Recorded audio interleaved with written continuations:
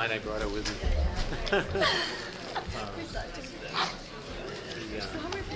Let's out of here by 9, John.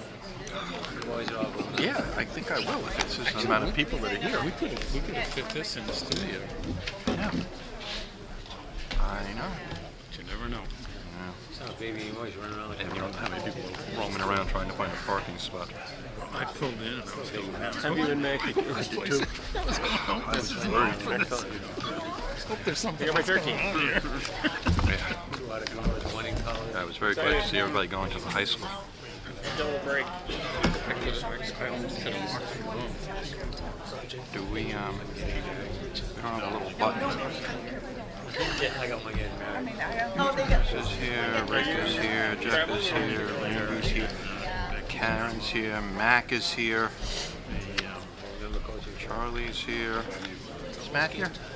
Matt is. Yes, he is. I don't know where to look for people. Okay. Kelly is not. Yeah, she's emailed me.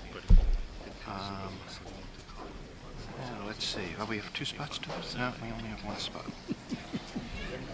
Randy, Charlie, you want to vote or you want Matt to vote?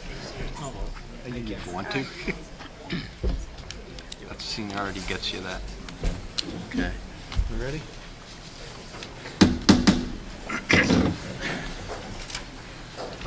Good evening and welcome to the November 19, 2018 meeting of the Bedford Planning Board. Tonight we are full except for Kelly Murphy, the alternate town council representative, is not here. Everybody else is here. We have 1 vacancy and I am going to appoint Charlie Fairman to vote in that spot tonight. Thank you, Mr. Chairman. Mark, why don't you go over the agenda? Sure. The only application on the agenda tonight is a request for a design review of a lot consolidation and site plan for a restaurant and a proposed 120-unit workforce housing development consisting of 4 3-story, 30-unit apartment buildings and associated site improvements at 206 Route 101, Chestnut Drive, and Bow Lane. The application has been reviewed by staff, and staff would recommend that the board find the application to be complete. The abutters have been notified. Staff would recommend that the board accept the agenda and in doing so find the application to be complete. Is there a motion on the agenda? Move to accept the agenda as read. Second. Go ahead.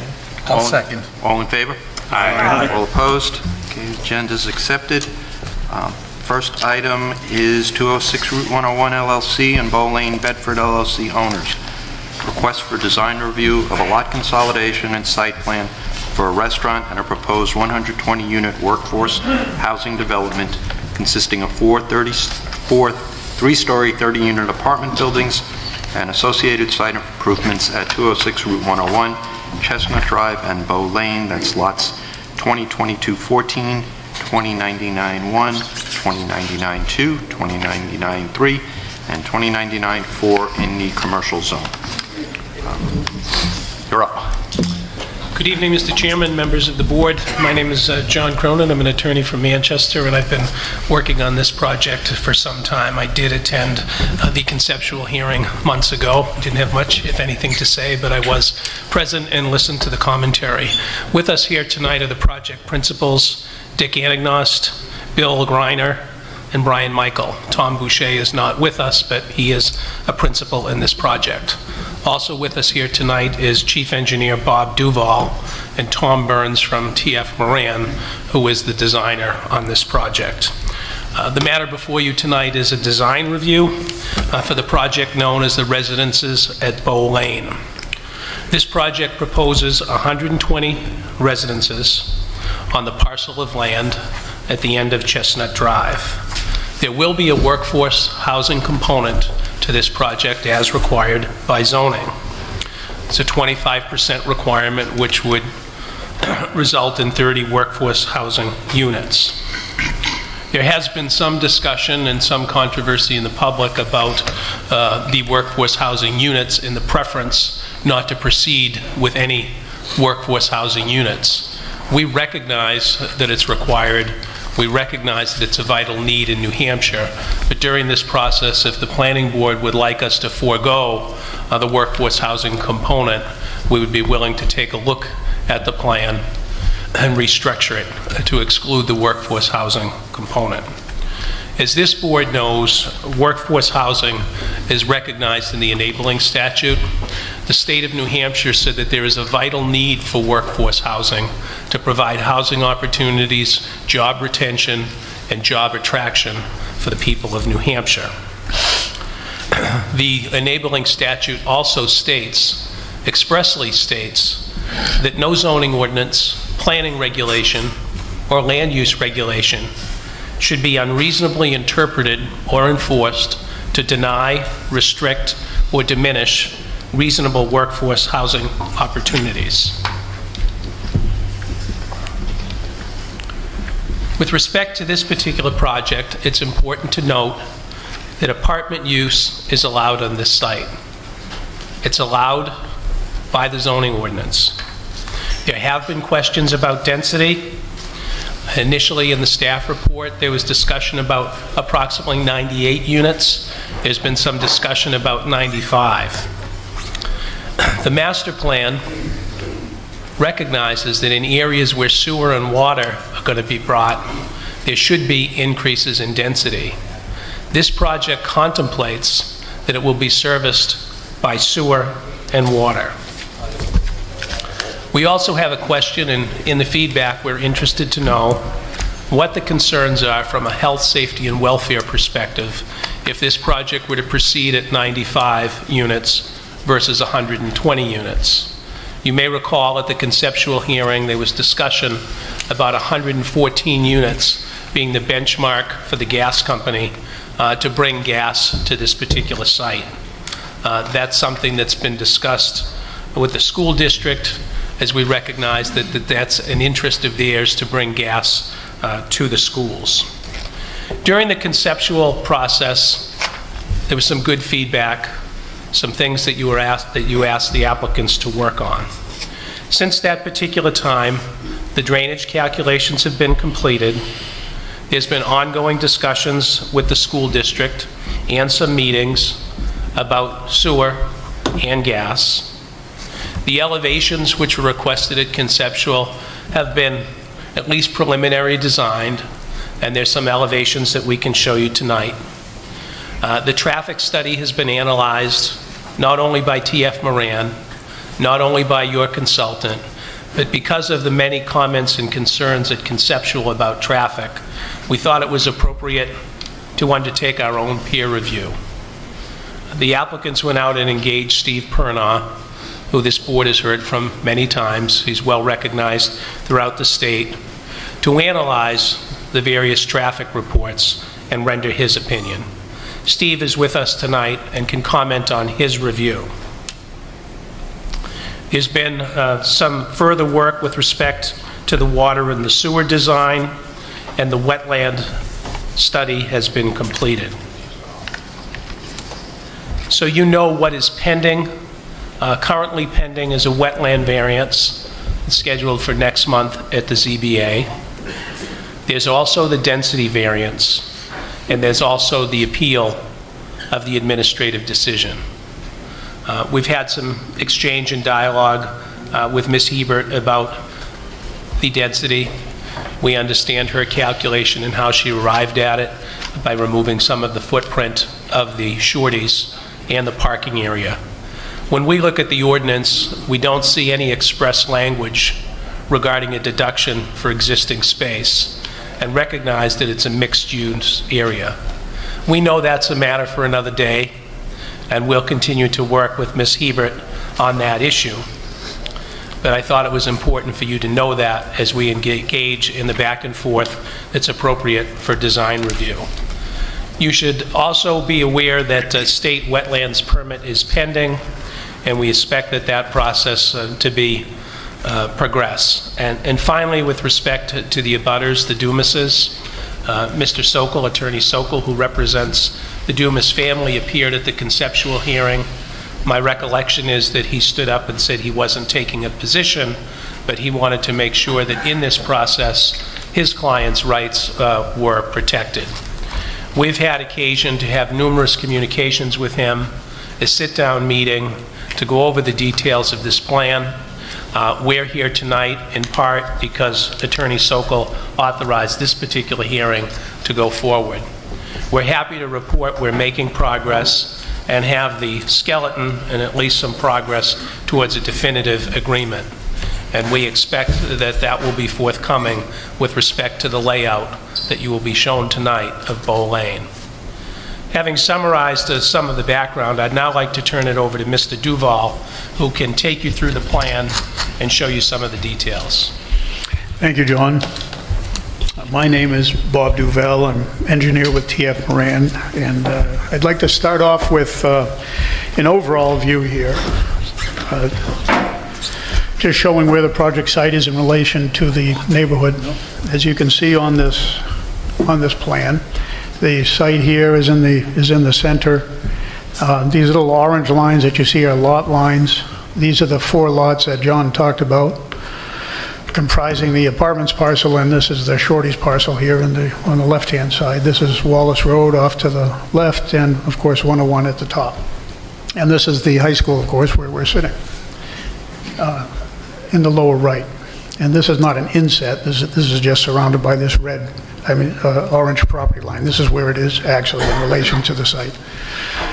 The Dumas parcel that John just mentioned is to the bottom, and this is the subject parcel for the apartments. And then, of course, Chestnut Drive connects with 101 here, provides an emergency access to the high school, ends in a cul-de-sac with a cell tower off the end.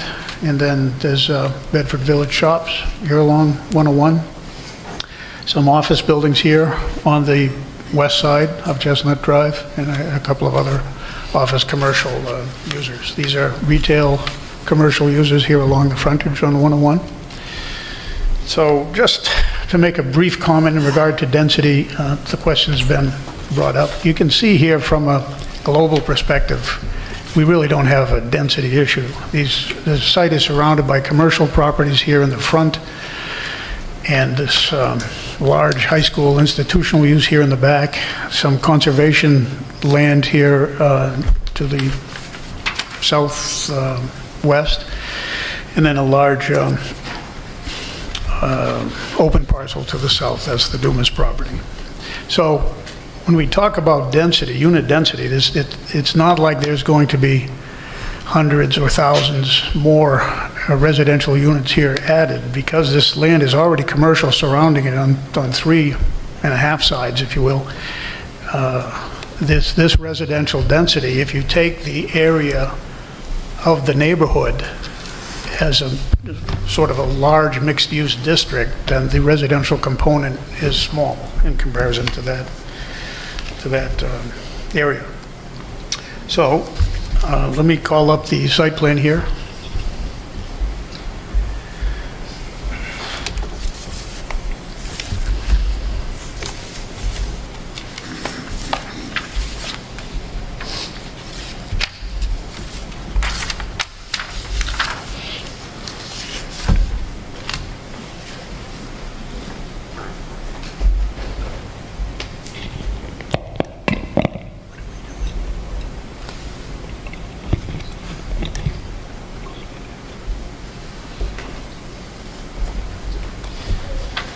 So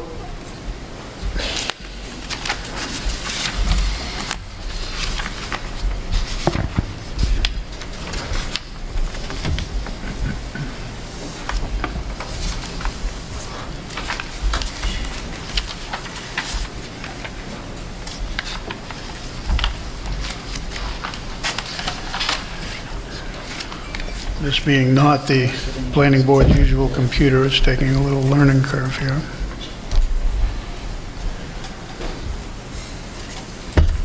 Here's the Shorteez parcel. And here's an overall view of the 2 parcels. The Shorteez parcel is on the left, and what's being proposed in that Shorteez parcel is essentially a renovation of the Shorteez restaurant, which we can show some architectural information on shortly. And as you can see, Riddlebrook runs between the two properties, and then on the other side of Riddle Brook is where the apartments site proper sits. 4 30-unit buildings, and a road that connects from Chestnut Drive at the top through to an easement that's it runs through the Dumas property, and that easement runs through the subject property, more or less as shown by that central connecting roadway, ultimately to Chestnut Drive and down to 101. So, as John pointed out, we have some other permits pending. We have a ZBA permit for an increase of density here, and that 120 units is proposed, where somewhere between 115, if there were no Shorteez, to 95 or so, reserving some land for Shorteez, would be permitted. Utilities to the site are currently shown running from the site to the Bedford Village shops, down Chestnut Drive, and along the back of Bedford Village shops, ultimately to Nashua Road. Just the other night, the school board did approve an extension of utilities onto school property here, through the back of the site here, in this area where the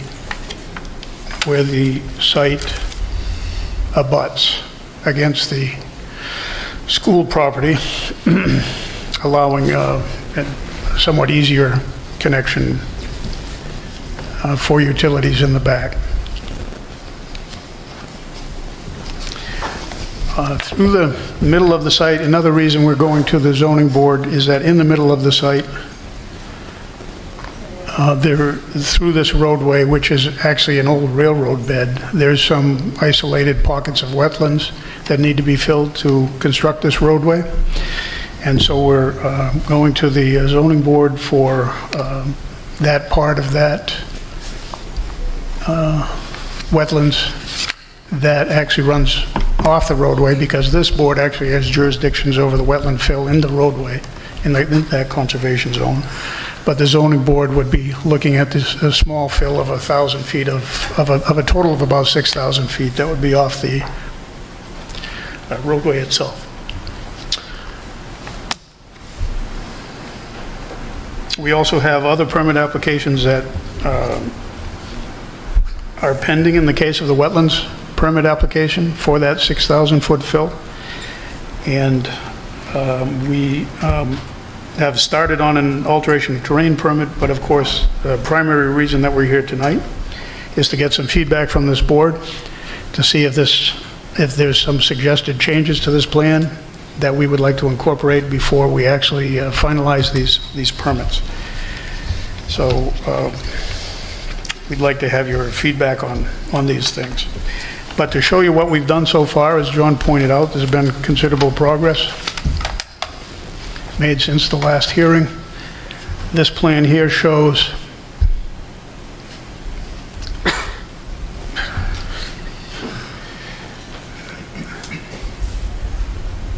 the drainage system layout, and how that works is that the buildings on the left-hand side of the screen are connected to underground detention systems in the front, here and here, that treat and dispose of some of the stormwater load via infiltration and detention. And then the buildings here on the right-hand side of the screen also manage their stormwater treatment and detention via underground systems, here located in the parking areas in the front. And then these systems discharge in 3 locations along the bank. One location here at the top of the site, and this is, by the way, this discharge is treated water, 100% treated water, and it's discharging at the pre-development rates of flow. So this is no new flow. In fact, we're taking all of the flow, treating it, detaining it, storing it, infiltrating it, and just the overflow is what goes out into Riddle Brook. I showed you the one outfall at the top, There's one here at the bottom of the site, adjacent to the Dumases. And well,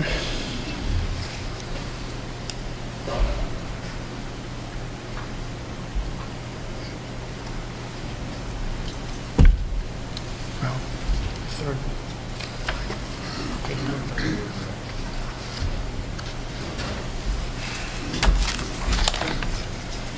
Oh yeah, I see it's hidden between the text there. And there's the third one here in the middle. The utilities, as I said, come up Chestnut Drive from behind Bedford Village Shops, then run down the Central Road. Sewer and water split off and run to the individual buildings, and then the mains are extended to end at the stub end of Bow Lane, which would then be connected to the Dumas property for future development.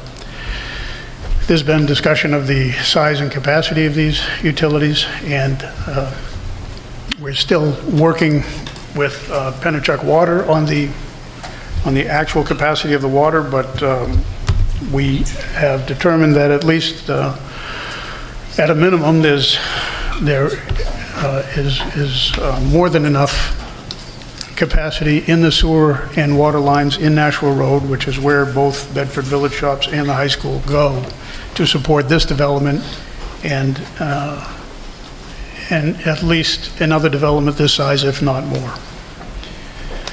And that connection would be made available, as I said, here at the south end of the site, adjacent to the Dumas property. Parking is being provided at the required ratio of 2 per unit, so there's 240 parking spaces.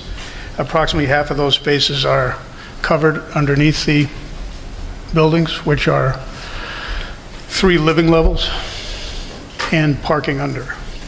And because of the grading of the site, with the low side of the site being opposite Riddle Brook and the high side of the site being opposite the high school, and the way this works is on the back side of the easterly units, you would enter the building at the first living level, and then you would step down through the building and exit at the parking level, facing the central courtyard. And then similarly, or opposite, depending how you look at it, you would enter at the first living level on the Bow Lane side of these western units, and then the parking would be exposed on the back side. Of course, this parking is entirely undercover.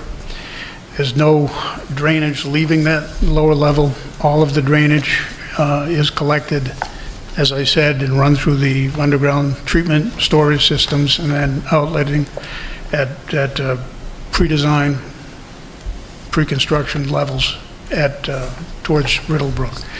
So everything is collected there, including the roofs, 100% collected before discharge to Riddle Brook, which has been a concern of the Conservation Commission.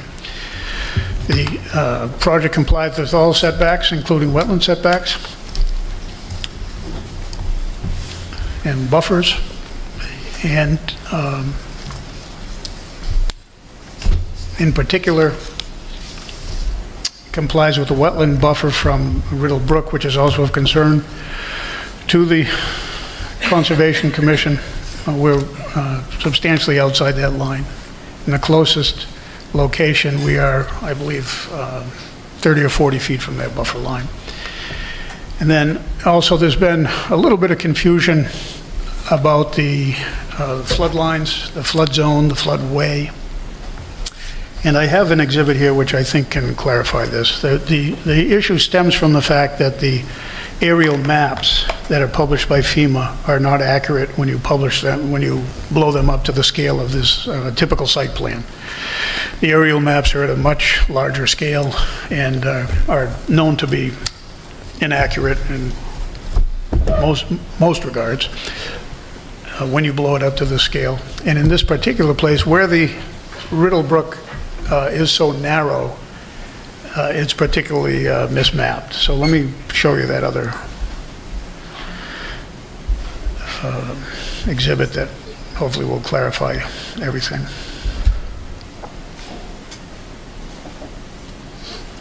So here, we've scaled back the for clarity, the site plan a little bit, but you can still see the contours and where the buildings fall. And the series of black lines here is where the aerial map of the flood zone is. But in this particular area, the flood zone is determined by elevation.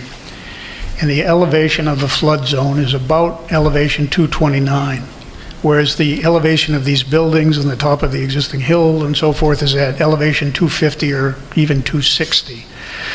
So clearly, this flood zone here drawn, this depiction is erroneous because it doesn't climb from 229, where it's the calculated profile of FEMA's model shows it to be some 30 or 40 feet up the embankment.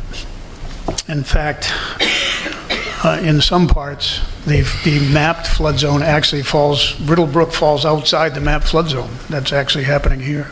This shows Riddle Brook being here. Actual Riddle Brook is this green hatch thing to west of where the FEMA map shows it. So that's I think, the reason for the confusion. And all that is to point out that we are staying out of the floodway and the flood zone in this area with all development. Even the drainage discharges fall upstream and outside of the flood zone and the floodway zone here.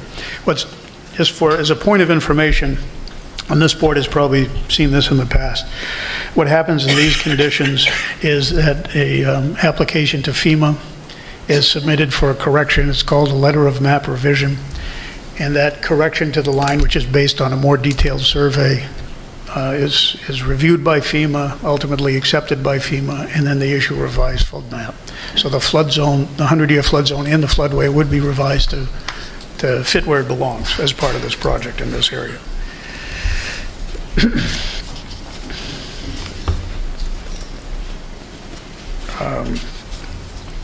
We also have prepared a full set for this board's review, and I'd be happy to talk about the lighting and the landscaping and those type of issues if the board would like. At this point, I could also show some architecture. So if that's your preference, that's what I'll do at this point. Let's do the lighting and the landscaping first. Lighting and landscaping. Okay.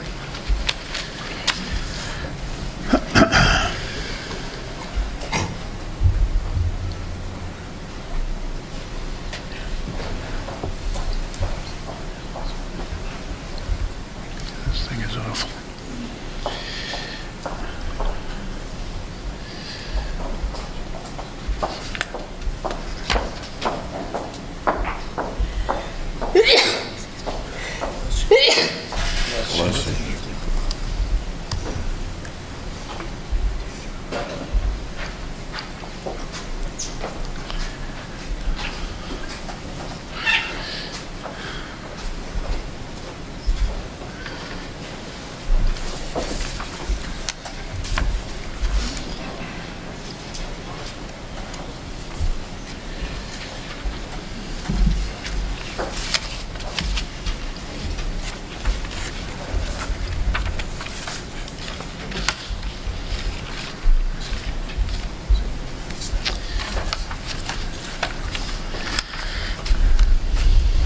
Well, luckily, we're the only thing on the agenda tonight. This computer's a little slow.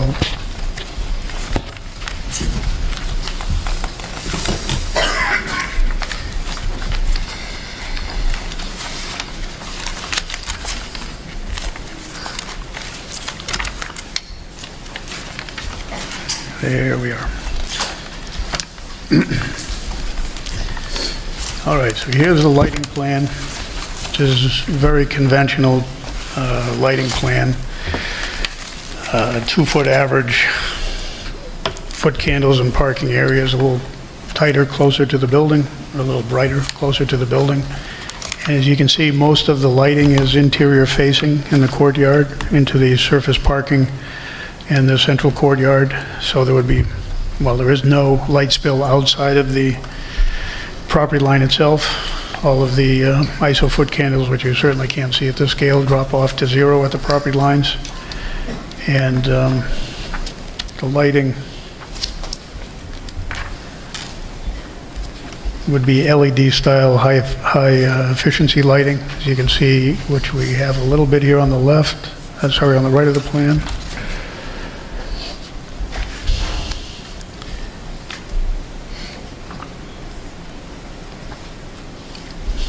LED, a little bit modernistic style fixtures, unobtrusive. I think they go well with the type of development that we're proposing here.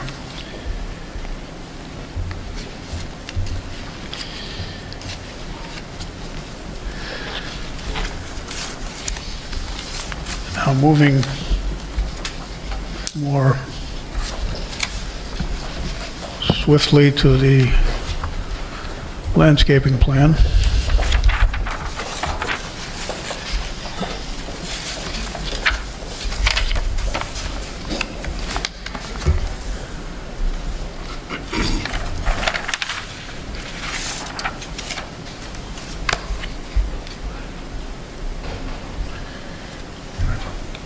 Guess it's 7.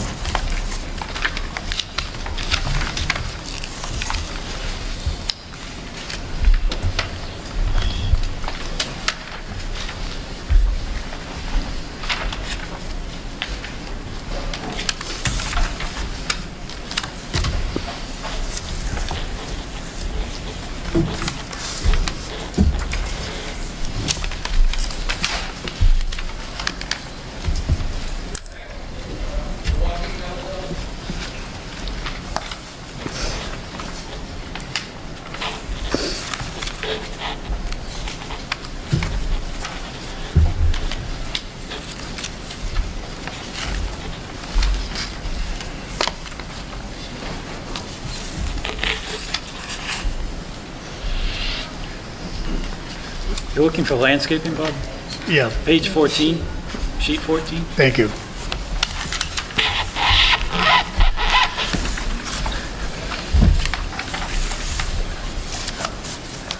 So it has the truck turning on it as well, so that may be confusing. Oh, that's why I didn't notice it. Thank you, Rick. All right, we made it.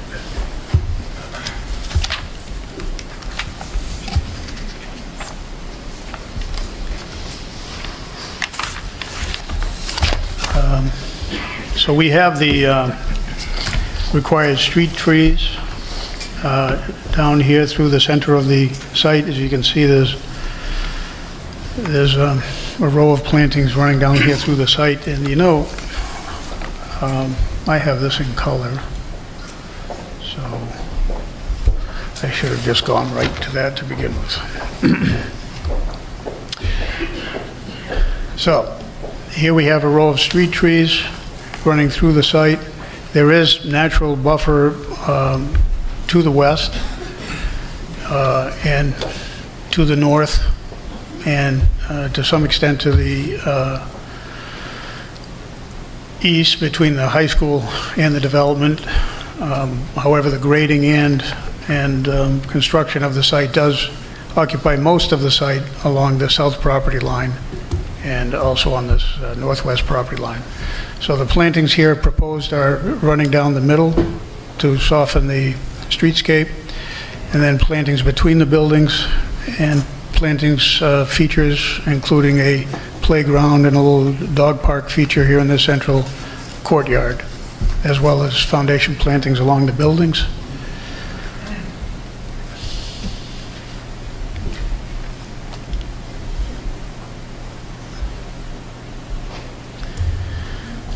As shown, like so,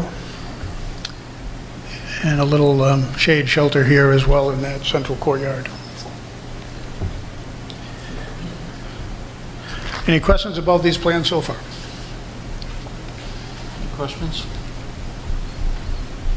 Nope. All right, let me go to the off-site plan, and then I'll talk a little bit about traffic.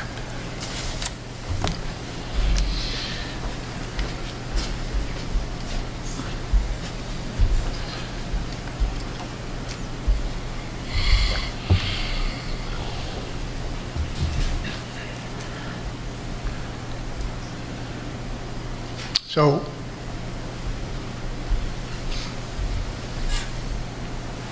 here at the bottom of this picture is 101 and the Chestnut intersection. And I'm going to sort of jump to the end of the story here a little bit, but what's being proposed is for traffic mitigation for this project is restriping Chestnut and widening it slightly at its intersection with Route 101 to provide a right turn and a left turn lane.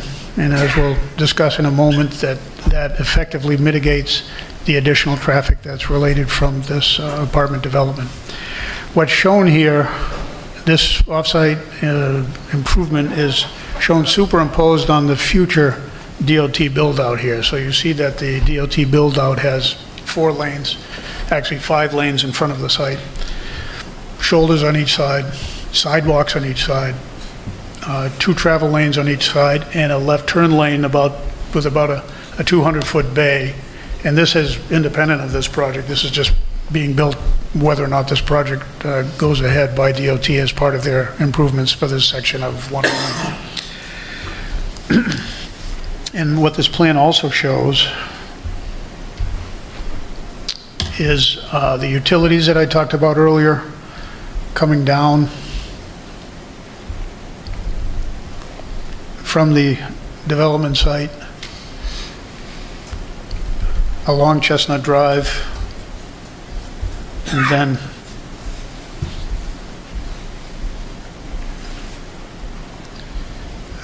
so the drive is right here actually, and sewer and water comes out of the development site, then runs down Chestnut Drive, and the lower part of Chestnut Drive, this is the hill up where Chestnut Drive starts to climb a hill, is about where this ends here. That part is relatively new and in relatively good shape. This part here is a little bit shop worn. This lower part will also be cut up by utilities, of course. So this section would be reconstructed, repaved here where this work is being done. And then there's also a sidewalk that will be built on the opposite side of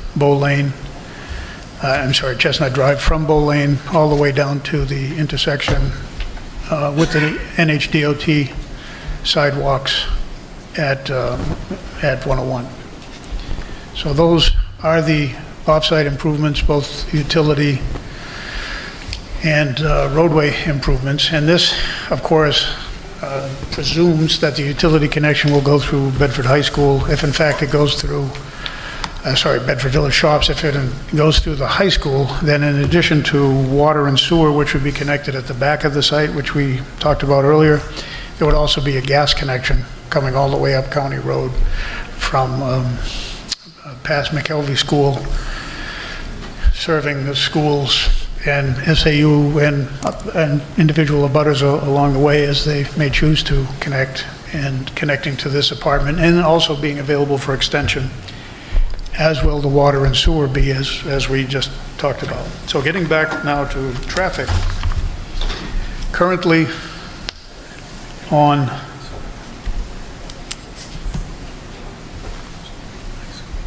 Chestnut Drive is a combination of local traffic, I'll call it, serving the Bedford Village shops and the office buildings that immediately abut Chestnut Drive. There's also a fair amount of school pickup and drop-off traffic that we captured in our traffic counts. We specifically, even though the usual counting period for roadway peak is in the 7 to 9 a.m. and 4 to 6 p.m., we actually ran 6 to 9 and 2 to to 6 p.m. to make sure we captured the school traffic as well to see if that was a peak. In fact, the actual peaks were more similar to the roadway peaks at 4 to 6 and 7 to 9. Nevertheless, the existing level of traffic on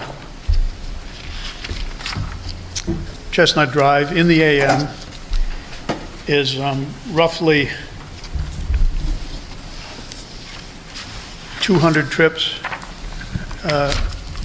Existing traffic is roughly 170 trips in the morning and about 140 trips in the afternoon. And this apartment unit, 120 units, based on ITE Land Use Code 221, which is multifamily housing mid-rise, which is the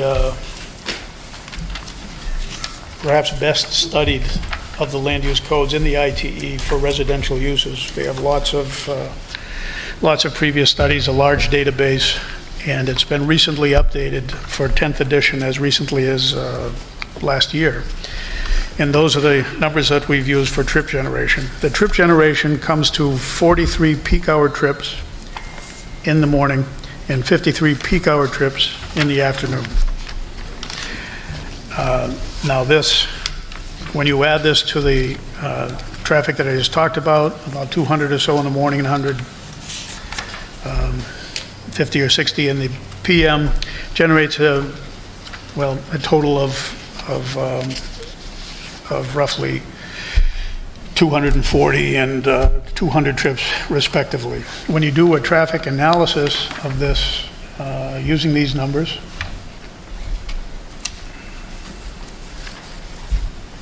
at the intersection, you'll find that provided you make these mitigation improvements of the left and right turn lanes, and provided that the DOT builds this left turn lane, which they are building, that the levels of service are essentially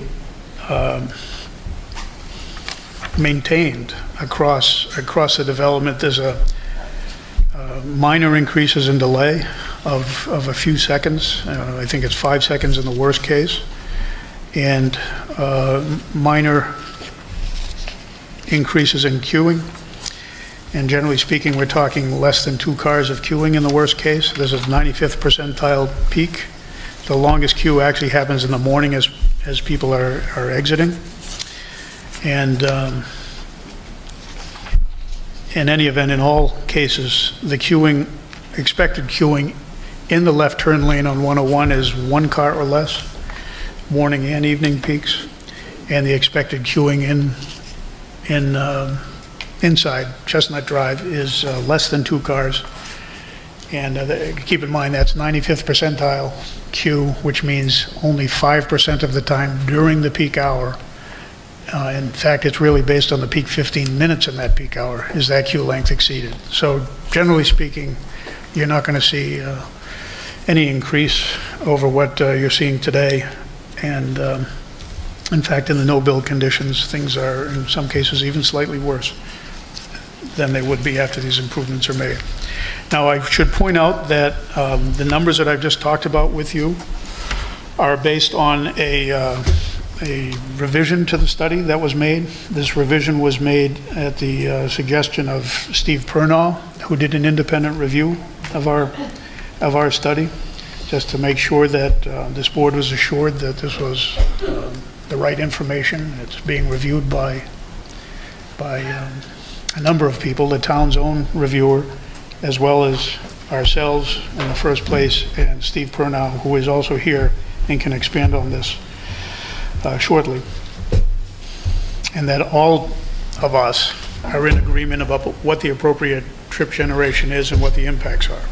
And anyway, Steve Pernaw suggested a revision to the split of left and right turns at that Chestnut Drive based on let's say a more appropriate split of traffic heading to from Manchester and to from Western Bedford. The original study that we did was based on existing traffic patterns, but that may not be the same when the apartments are built and that traffic is added. So we concur that what Steve is doing makes sense. It changes the numbers slightly, but it does not change the results, which still show essentially almost a one-for-one mitigation build against no build. And of course, the conclusion remains the same, that these mitigation improvements are a good idea and are something that this developer is prepared to pursue as part of this study. Steve, would you like to? Yeah. Steve's here. Steve Bernard came in after we made the introductions. I think you all know him. I'm going to ask Steve to let you know what he did and what changes he recommended and why. Thank you, John. Good evening, Mr. Chairman, members of the board. For the record, my name is Stephen Pernaugh with Pernaugh & Company, and we were asked not too long ago to step in, take a look at the traffic study that TFM prepared, just to put another set of eyes on it, if you will. And I believe you have a copy of our memorandum, but I'll just start off by saying the study area size and the analysis periods is all consistent with a project of this size and type. We noted the traffic counts that were conducted in the study were done in May of 2018.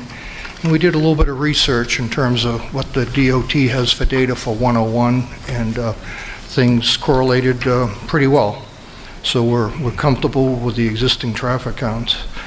The next step in the process, they estimated future traffic projections for 2019 and 2029 without the development. And again, that's a standard practice, and we reviewed the adjustment factors, the peak month factors and growth rates, and we're comfortable with those as well. It'd be the same that we would have used. Trip generation analysis, you already heard tonight from Bob that it was 43 AM trips and 53 PM trips. Again, we don't have any issue with that. Under trip distribution analysis, and again, this is where you estimate what percent is going to be traveling to and from the east versus the west. And this is the part that you just don't go to a trip generation manual and look up the answer and run with it. It's more of an art than a science. We saw how it was done, and we respectfully disagree with it. And we ran our own analysis, independent, and we believe that the majority of the traffic is going to travel to and from the east on 101. Now, rather than just stop there, we took our trip distribution percentages, applied it to the estimates, and more or less redid the analysis, because we wanted to find out, is this going to really change anything? And when we did that, we found that the level of service and the capacity analysis that's in the report is pretty consistent. I think Bob said it well. The numbers change a little, but the bottom line conclusions don't. The other thing that we were a little concerned about is that if you're going to have more traffic to and from the east, that means that left turn arrival movement from 101 onto Chestnut is going to have slightly longer queues than maybe what the submitted report says. And we looked at that, and the good news is the DOT design, which you see behind you, has plenty of storage for left-turning vehicles. So we think it's going to be a little longer than what's in the TFM report, but we do believe that there's ample space with the DOT design. I mentioned the capacity and level of service. The bottom line findings really don't change because we did reanalyze it with our numbers and came up with the same conclusions. There is this diagram behind you where it talks about restriping Chestnut Drive for 2 outbound lanes and 1 inbound lane. And we noticed conceptually they were showing 3 12-foot lanes. Our suggestion was to narrow up the exiting lanes and provide more room for your inbound traffic. Now, the tightest that we would recommend would be 10 foot for your 2 exit lanes, but that's going to buy you 4 more feet for your inbound side. And basically the reason for that is incoming traffic is turning. They have, they're making a corner and they're traveling a little bit faster than somebody approaching a stop sign. So it's really a minor type suggestion, but I think the intersection will work better that way. And then the last thing that's always important, that is to look at sight distances. And as you know, this section of Route 101 is straight and flat. So that's good in terms of sight distance, so we don't really see a problem that way. So all in all, you know, we did come up with one concern on trip distribution. Again, it's an art, not a science, and although we think there's going to be more traffic to and from the east, it really doesn't make any difference. You've got the storage and the capacity and level of service analyses stay the same in terms of the conclusions.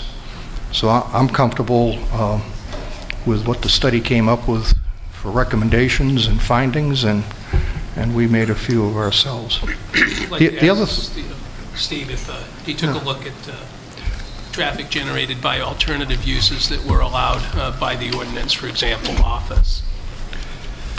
After we published our memorandum, the question came up was, how would this apartment complex compare with an office building or an office complex that I understand is allowed by right? And I was given a square footage of 170,000 square feet of office could occupy this parcel. And we went back to the ITE trip generation manual, and we came up with results that are apples and oranges. Just as an example, during the PM peak hour, you heard 53 trips. That's in and out with the apartments. If that was an office building, it would be 188. So you're dealing with 72% less PM peak hour trips with a residential use rather than an office. And our findings were basically the same during the morning peak hour, again a big difference, as well as on a daily basis. So in terms of traffic impact and things like that in Route 101 and design life, this is obviously, from a traffic standpoint, a much preferred alternative over what could be built there by right.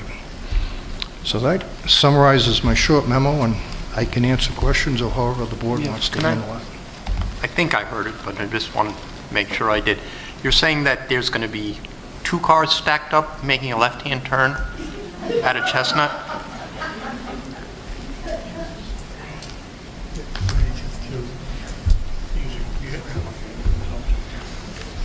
No.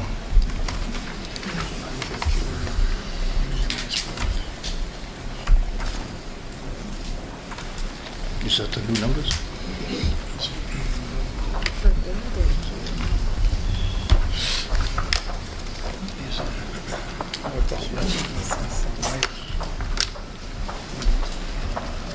That's 2019. 229. I'm just looking at Bob's analysis here, and it shows that the left turn departures will have a 95th percentile queue of 2 vehicles. Is that AM or PM? This one is AM. AM.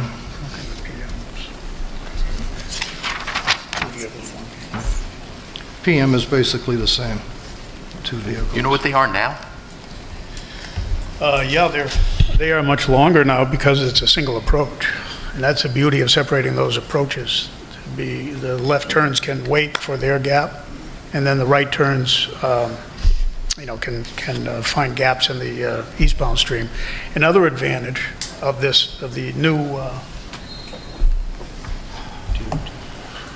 DOT plan here is that it provides a refuge area in the middle opposite this left turn lane for a 2-stage left, so that you don't have to wait for a coincident gap for eastbound and westbound traffic. But you can cross the eastbound traffic, wait for a gap in the westbound traffic, and then continue. And when you calculate that type of a maneuver, it has a substantial beneficial effect all by itself on the delays and queues. So that helps to really clear those queues up. First, getting the left turns out of the way, letting the heavy right turn move do its thing, and then making the 2-stage left turn, which actually improves that move even for left turners. Is that So this is considered a a safe substantial maneuver? Excuse me? Is that considered a safe maneuver? Yes. Going out there in the Yep, middle of the road? Absolutely. Well, Steve? Yeah, as long as you have the median width, that is generally accepted. Yeah, I'll just share a story for those that might be familiar with exit 20 up 93. I happened to pull in this morning to the Common Man for breakfast on my way north, and that's an example where the DOT installed this type of a wide median, so vehicles exiting that gas station and a Common Man restaurant and Dunkin' Donuts and whatever can do it in 2 stages. You know, I'm familiar with that operation before that 2-stage left turn was available, and you'd have to wait a long, long time. So this actually, in my view anyway, would improve the safety of it, because you do have a lot of through traffic on 101. There's no question about it during the AM and PM peak hour periods, and waiting for that safe gap, this is going to be much like exit 20. So that's a raised island there as well at exit 20? Is it a what? That's a raised island at exit 20 as well? Yes. So did you look at the safety of the intersection with the 2 driveways adjacent to the intersection? What may happen is if you have 1 or 2 people stacked going out and then going in to make a left-hand turn into TD Bank, can you address that? Any concerns there with anyone? Yes, of course, we looked at that. Again, this is a preliminary plan. It's not trying to show the complete and total off-site design, which we wouldn't presume to do without consultation with DPW as well as the DOT to make sure that our improvements will be jibing. And we recognize that that will be a concern, an operational concern for this roadway. But I think as a practical matter, with the peak hours the way they are, and this being primarily retail on the left and medical use on the right, there isn't the kind of conflicting peak hour traffic at those driveways that you would see, certainly not in the AM. And in the PM, we think it's going to be manageable because the turn profiles are actually more favorable in the PM with less queue even in the PM versus the AM. So I think this will be manageable. Not to say the DPW, may not want us to look at other alternatives, but in my professional opinion, these driveway configurations can work with the levels of traffic we're talking about, even in the build condition. And as part of this improvement, we will certainly do what we can to try to channelize them a little better to make sure that they stay safe. And why did you put the sidewalk on the north, on the side towards TD Bank versus on the opposite side? Because for the most part, because there's more room in the right-of-way on that side, and at least in the lower part, and we also think there's more destinations on that side, and maybe the number one reason is that's the side that I've noticed that the high school kids or the school kids are walking down.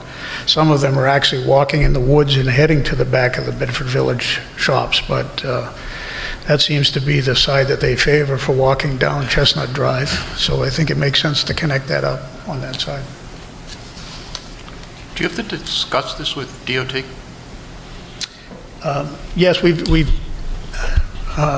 broached the subject informally, that there would be connections here, and I just wanted to, the purpose of that conversation actually was to make sure that I'm using the latest plan and making my connections line up here. And then I've also talked to District 5 about the traffic numbers that we're talking about, the traffic study. And of course, they're going to want to review that traffic study, but in principle, they saw no objection to what we're proposing here, as long as we match what they're building and as long as the development is of the magnitude that we're talking about. Do you know if there's a similar configuration being set up for the entrance for the restaurant, the Shorteez restaurant? Similar configuration? You mean in terms of left and right and so forth? Yes. No, we were proposing to leave that configuration alone. Actually, this doesn't extend that far. To leave the existing configuration alone, which is how the DOT is going to be leaving it. And there'd be no change in traffic there, really. I mean, other than the difference from one restaurant to another, but it's just a renovation of the restaurant within its footprint, so no increase in seats or parking spaces or square footage or so forth. Mr. Chairman, if I may. Bob, Steve, quick question. Back to this intersection here. Is there any concern as the queue on 101 left turn inbound to the development crosses potentially staged cars who are doing that two-stage left-hand turn outbound? Because that has the potential to get very sloppy. If one car is staged, another one says, this has been too long, I want a stage. So then they're next to each other there, and they're preventing that left-hand turn if there are cars in that queue looking to inbound while folks are queuing to outbound. There's no traffic signal there, it's all stop sign generated. It has the potential to get contentious if those things are countercurrent. Any thoughts about that? Well, I think Steve, and Steve, I invite your opinion on this too, but he pointed out that in a far more congested situation with far more, traffic volumes, with greater traffic volumes anyway, they work well. In fact, this is what allows multi-lane highway, full access driveways on multi-lane roads. It's what allows it to happen, because otherwise it would be very, very difficult for any driveway to make a left turn on a multi-lane road. But being able to make it a two-stage left actually improves the safety over existing conditions, because people now will tend to take a shorter gap because they don't have a chance. There's no option. There is no two-stage left now. So all of the full access driveways there on that section of 101 have to, same, with essentially the same mainline volumes, have to make that in one maneuver. So giving the opportunity to do that in two maneuvers, in my opinion, it greatly increases the capacity and frankly, from a safety point of view, when we look at accident experience in those conditions, and we've looked at a lot of them over the years, I am not aware of any decrease in safety as a result or increase of accidents as a result. Mr. Chairman, I know you've gone by all the rules and all the tables and everything else in your traffic study, but I can't. I don't know enough to agree with the conclusions or not. But Steve mentioned that it's really an art, not a science. I'd like to put a little science into it and suggest that we do an actual traffic count at the Bedford Hills apartment complex. It is a little larger, but we could count for that. I'd like to see a week-long, hour-by-hour traffic count at that complex, and come back with the numbers as what percent is full, how many people, and let's use those numbers. The thing that's hard for myself and I think a lot of people to understand, 120 apartments, that's at least 120 people working, probably 170 people going to work and coming back from work. It's hard for me to believe that there's only 43 counts during the peak area. So we have an opportunity, I think, to put some science in and do a scientific count of a similar apartment complex. And let's make sure we get just the apartment, not the people going into the industrial building or Dunkin' Donuts. I think there are really 3 exits there, including the one right out of the garage that comes into the intersection. So let's catch all 3 and do a real count. Thank you very much. So I have a question on the Bedford Village shops. It has a central location for people to turn in. So you turn in and there's shops on both sides. I don't see as many turns in to where the bank is. I would like to know what the traffic count is for people going in and out, that middle one, as opposed to this entrance. You mean the middle entrance on 101, or you mean the middle entrance on Chestnut? Middle entrance on 101. Well, we didn't count that. I actually have the data. I have the DOT's counts from 2014 or 2015 that could give us a comparison. I don't have that information with me, but we can certainly provide that information. And for instance, on evening traffic. There are probably people who go in that middle one and they're still traveling west when they come out. So that would be important to know the types of cars that currently do that, because it's existing. The people that go in, the number of people that go in to that finished, all those shops probably would have the same turning habit that they do now. And that would show the impact on the additional traffic coming down. I'm not sure I understand completely what you're suggesting. You're suggesting that we look at the existing driveway usage of Bedford Village shops, the other driveways, and see if that would change as a result of this? I think that we've just been talking about this entrance, and the Bedford Village shop customers don't necessarily always come out that end, the west end, when they're going to continue going west. They may be those turns, I think, would affect, maybe favorably or not, on the amount of queue, the size of the queue coming out on the west side and wanting to turn west. Chairman, going back to the left-hand turn, I would like to see a scale drawing of that specific intersection showing vehicles and how they could maneuver through that intersection. You're asserting that the geometry there supports it. I would like to see a diagram that shows that, or better yet, an animation, but certainly a diagram that shows a vehicle making both left and right-hand turns in that intersection, and that the intersection be drawn to scale, the scale that it'll be constructed at.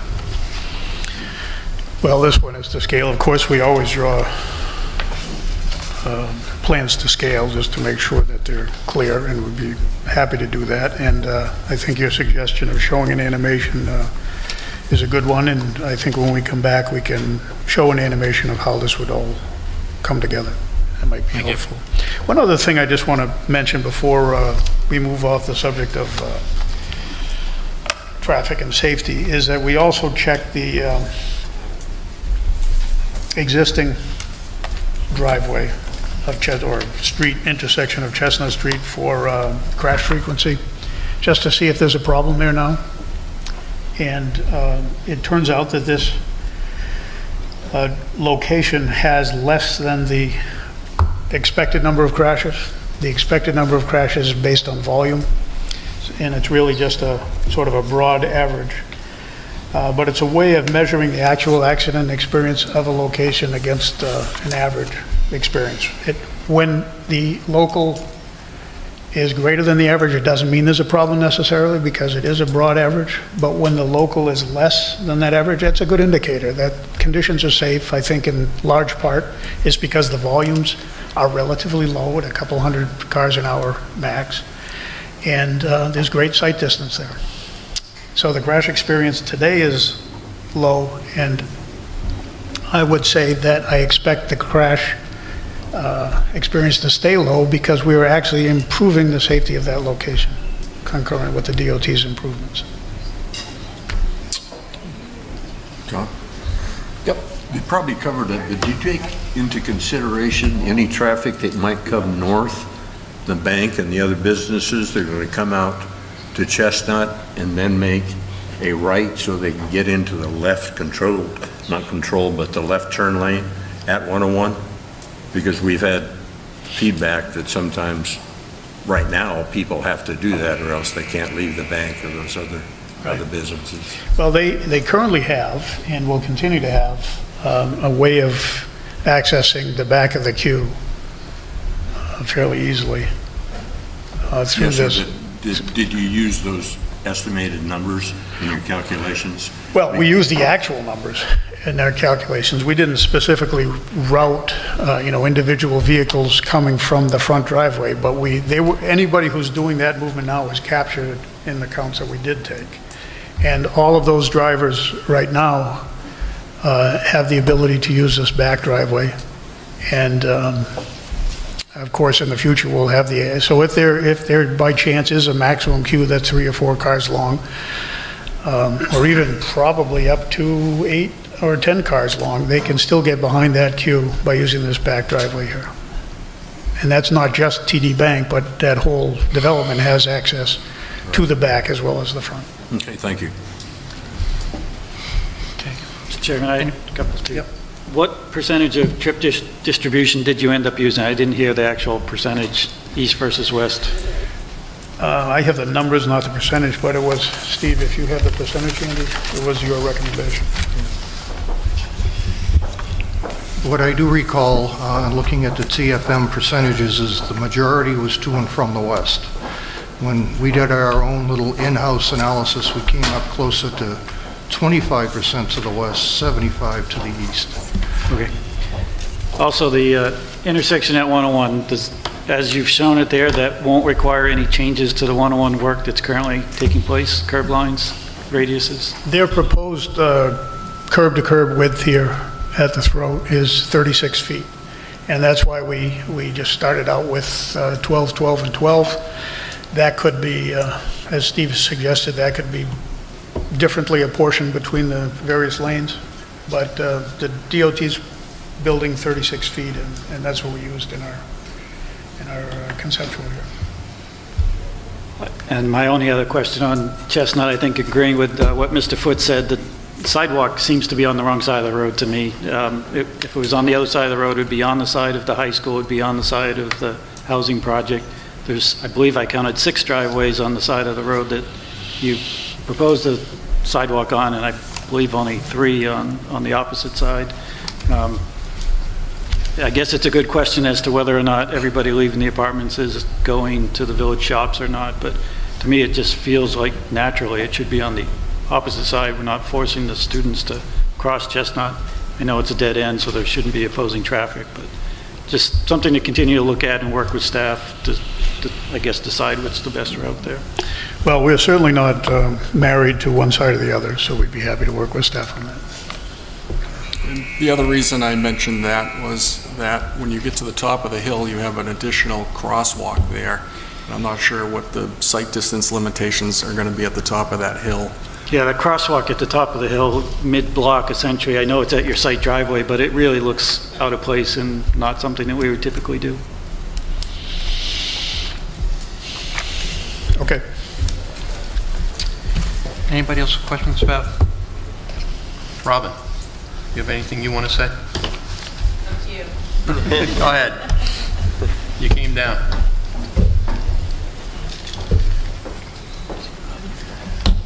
For the record, Robin Bowser with VHB. I had prepared some slides. I don't think we need to go through them because Steve helped cover some of what I was going to talk about. But I think a couple things we can put to rest with regard to the traffic counts, including the school traffic. You know, we also confirmed that school was in session when the counts were done. So anyone using Chestnut to do drop-off and pick-up was included in that base number for the analysis.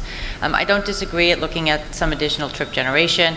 That helps put people's minds at rest, but I will tell you that everything done in the study was done by standard, and that's exactly how we would have done it if we were doing the study as well.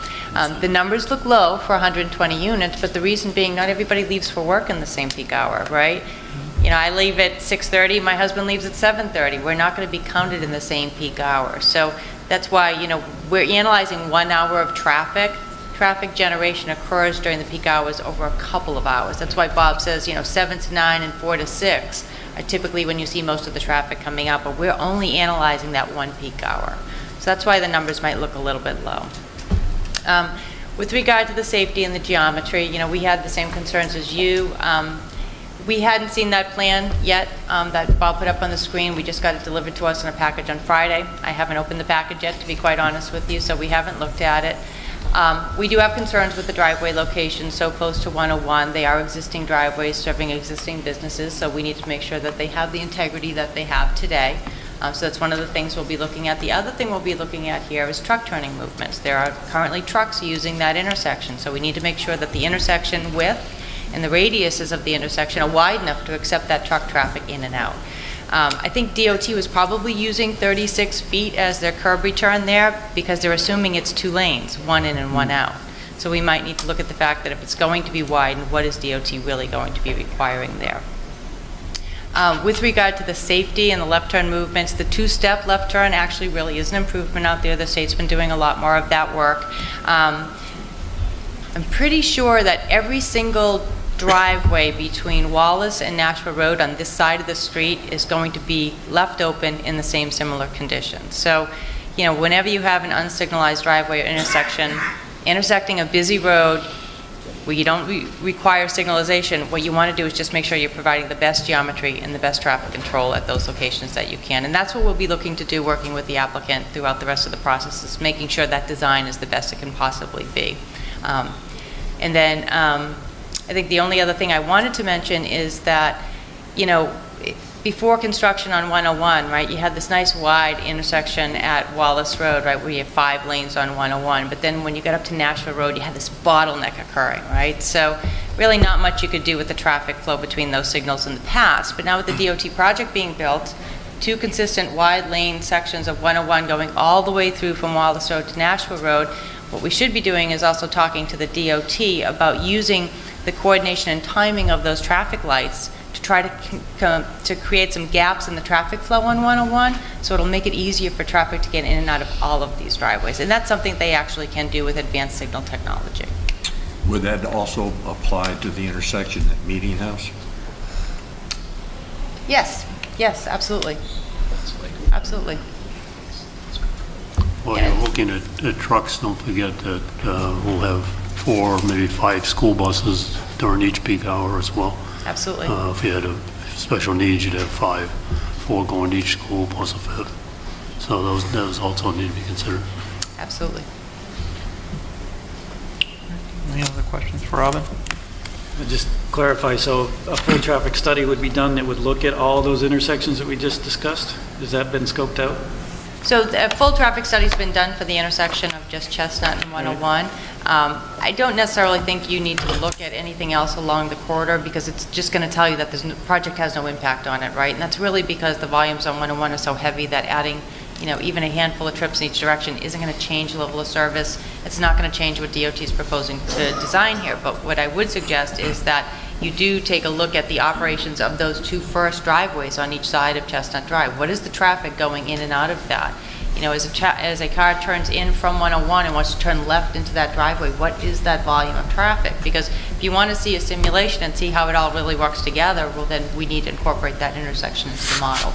And that's something that hasn't been looked at yet. I was just raising it because if you started talking about changing the signal timings at those other intersections to create gap changes, how might that impact the side road approaches to those intersections? But if they're small enough changes, they're not going to change the overall level of service at those other approaches. So what you can do when you're looking at coordinated, and I don't mean to bore you with the geekness in me, so, but when you're looking at coordinated signal timings, what we can produce are actually what we call time-space diagrams, and it will show you the level and the amount of green time that, or red time we can produce along the corridor. So it'll tell you, you can produce a gap of 7-8 seconds during this phase turnover, maybe 10 seconds during this phase over, and that may be enough time for 2 cars to get out or something like that. So you don't necessarily need to do the analysis of it, you just need to look at the signal coordination analysis to kind of understand what the gaps might be.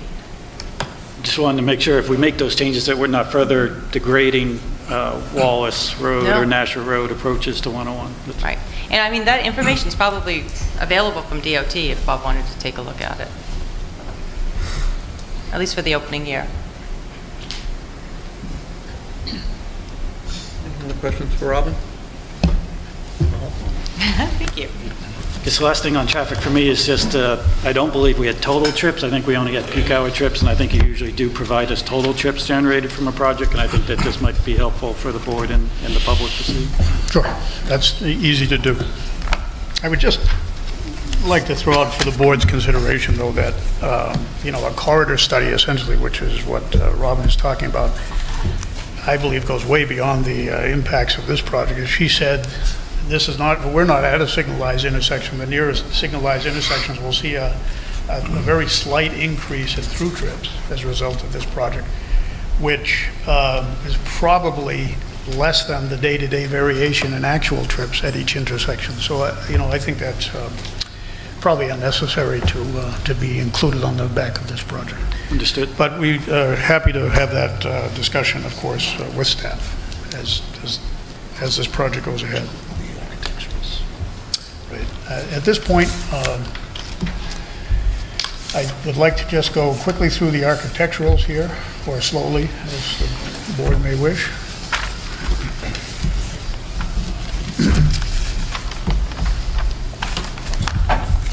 And what I have here, I'm going to start with maybe I'll start with the restaurant, since that's probably going to elicit the least comment from the board. This is a rendering of the proposed facelift or renovations to the Shorteez restaurant here.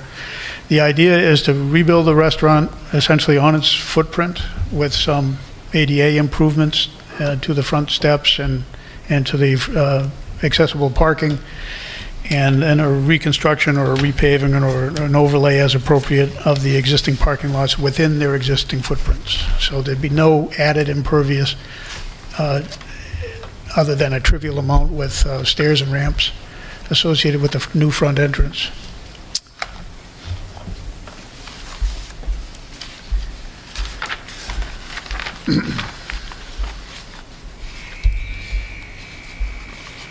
This is the building elevation associated with the rendering we just looked at. You can see here the essentially reconstruction of the stairs in front, and then the both elevations respect the existing building in terms of its layout and its size, and really the primary change is this central feature here in the front that calls attention to the front door. Otherwise, it looks, other than the colors and the upgraded materials, would look like the existing building.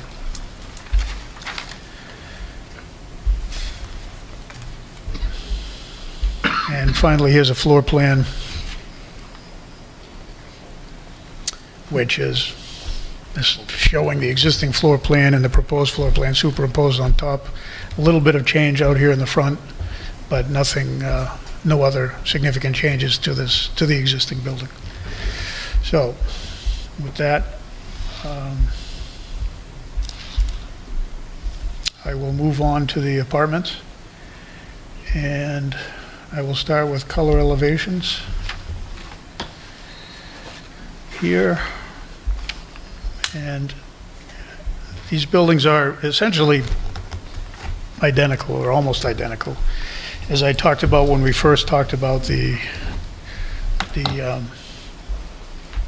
site plan layout, on one side there's at-grade entrance to the first living level, and on the other side there is at-grade entrance to the parking level. And of course that would be served by elevators and stairs. And each of these buildings has that same feature. In the one case, the parking level faces onto the central courtyard. In the other case, the living level faces onto the central courtyard. But essentially all of the buildings are similar in architecture. And this shows the two opposite end views and the front and rear elevations. In this particular case, the rear elevation is shows the parking level, and the front elevation shows the at-grade level. It's a three-story building, or it's a definition of a story actually has to do with the grade plane and average heights and so forth. These will qualify as three-story buildings, I believe, when we're finished with the site grading. And the building height, which is actually not shown on these views, but is shown on the black and white version of the elevations, does conform with zoning. As you can see here on the side, average ground to average roof is 38 feet under the zoning limit.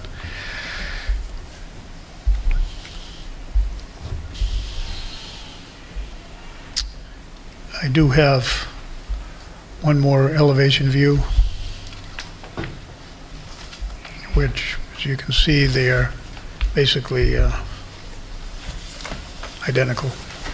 Hard to tell apart if you're not actually looking at the site plan about which is which. This is the drive entrance, and of course this is the front and the back of the opposite units, to the ones we were just talking about. A rendering was submitted in your package, which is, I think, is a little misleading. This is what was submitted, but I believe it shows the buildings too large and too close, and they're also ignoring the fact that that there is a row of trees there, but it shows the building, at least the building color, if you will, compared to the existing 101 view. Here's a more accurate representation that actually shows the screening of those buildings, that the existing vegetation to remain. This is a single row of large mature trees, which is shown, but in actual fact there's more than one row. There's about 30, 40 feet of screening available for trees, which is at least 2 rows of trees that would be shown. So this shows that there will be much less present from the 101 view. So at that point...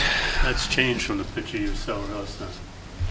One of my comments was that I thought you could leave that good standing of trees that is there, of tall pines, to reduce the impact. And I see in this picture you're at least leaving some of them. Right, that is the intent. It'd be nice if you leave more. It's a beautiful standing of tall pines that will reduce the impact considerably. That is the intent, to leave as many of those trees as we possibly can, and that will soften this impact from this view, which I think, again, just I think overemphasizes those buildings. So if there are any questions about elevations and architecture, we can go through this, or we could open it up to general questions about anything. I have a question. So, you're showing elevations from 101. At any time you're going to show any elevations from the school?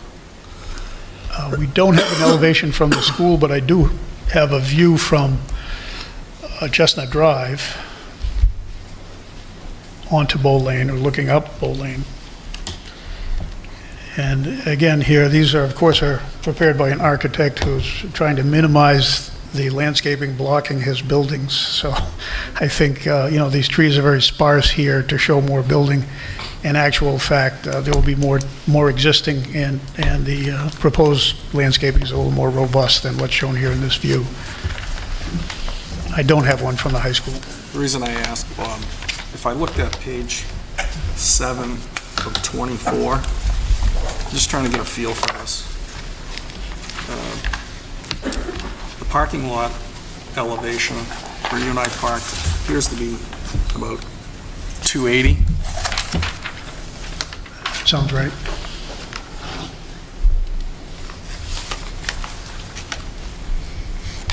And the elevation at building number 4, the ground elevation is 260. Does that look right? Let me catch back up with you.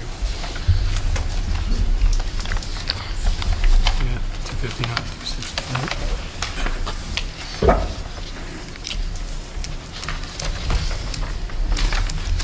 Ground floor elevation 259. Yeah. So you said, then I also heard you say that the elevation of one of the buildings is 38 feet from what? Mid-ground to mid-roof. 38 and change. I have the, well, let me get your first question first. The facade of the building that faces the high school, of building 3, you were talking about on the high school side or on the Dumas side? High school side. High school side, yes. Okay, the high school side, the ground floor facing the central courtyard is at 260. The elevation in the back facing the high school is 271, actually. So it's 271 versus high 70s, I think, on that side. So I'm looking at the plan on the architectural plan on A201, and it shows it being 50 feet from the ground elevation. What is the total height of the building from the garage floor to the top of the roof line?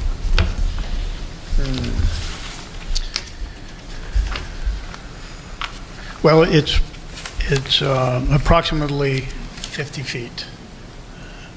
Well, I'm showing the architectural rendering here that it shows a line halfway up the roof line at 49 feet.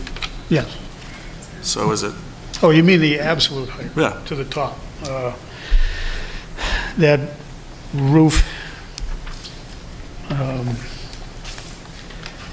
I'm going to estimate that additional height is about 6 feet more.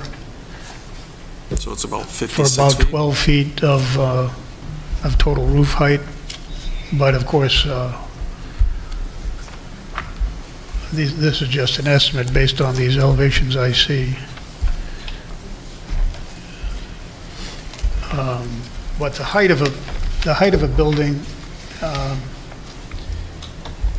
it means one thing in a zoning sense, and it means a different thing. I'm just trying to look out this window here and try to get a feel on how tall the building is. If I do my math correctly, it looks like from the elevation of the parking lot, it's going to be up about 40 feet from the parking lot to the top of the roof. So you want to be 40 feet.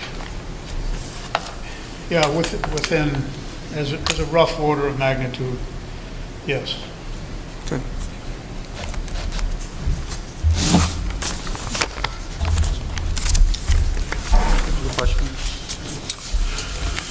Jeff, you have another? I've got a few here, if you don't mind. Oh, no. Nothing but time. Great.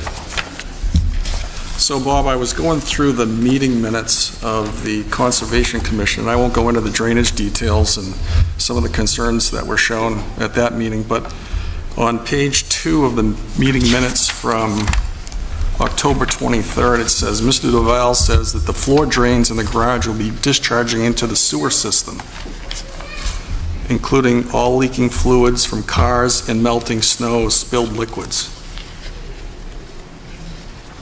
We can't have a combined sewer system.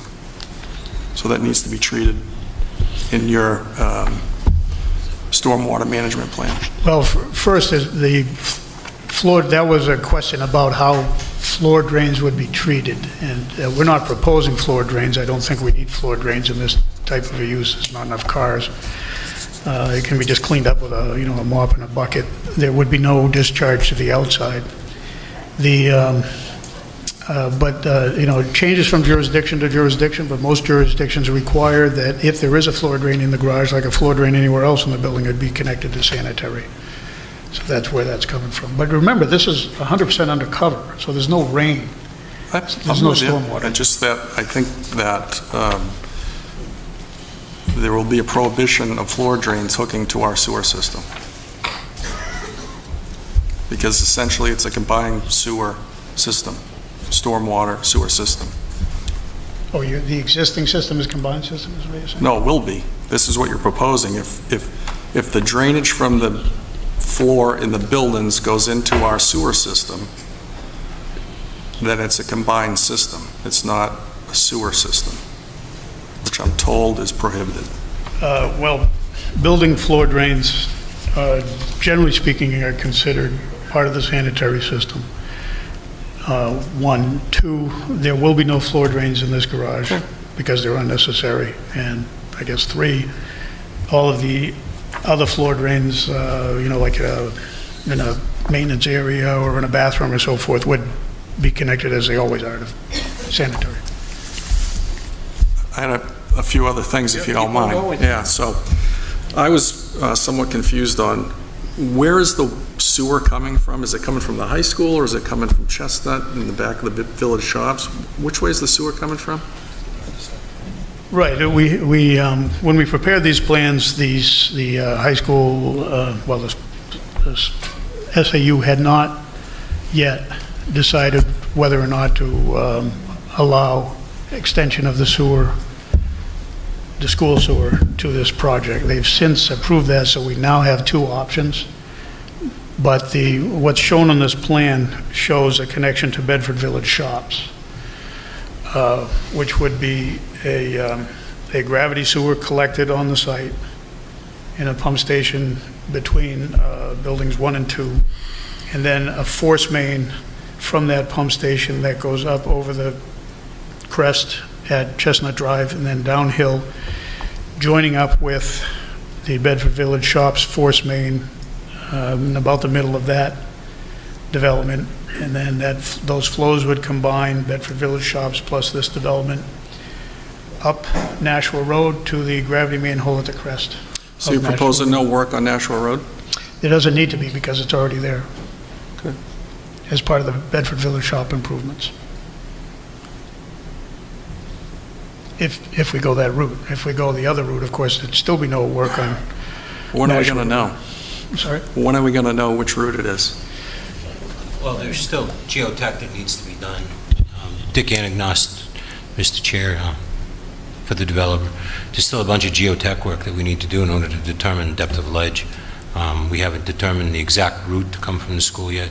So there's still a bunch of work that Bob needs to do before we can make any kind of educated decision. And this is going to be a totally private sewer system? Well, it will have this, yes, which I understand. From totally private, there would be no change in the current status. So the Bedford Village Shop system is private, as I understand, actually up to the gravity manhole in Nashua Road as well, correct? So this would just be an extension of that private system. Through the high school, I'm not sure how that works. I believe it's basically a private service, private in the sense that it belongs to the school. But once we start extending that, I guess I throw in the question back at you, Jeff, would that become then public sewer through the school campus or not? I don't know, Bob. I'm just trying to figure this out.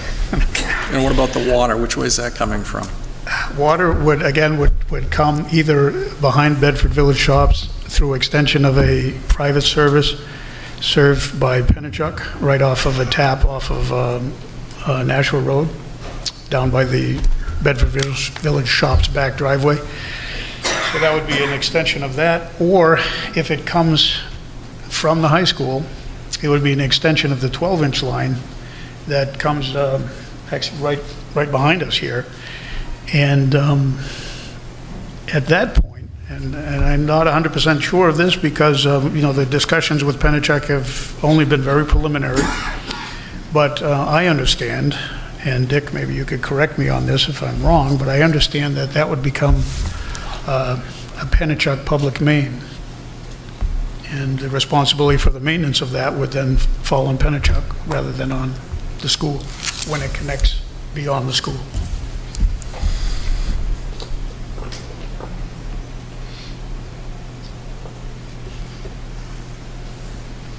Are you done? No? I can keep going, but go ahead. I'm fine with that. Keep going. Can I ask, is the architect here tonight?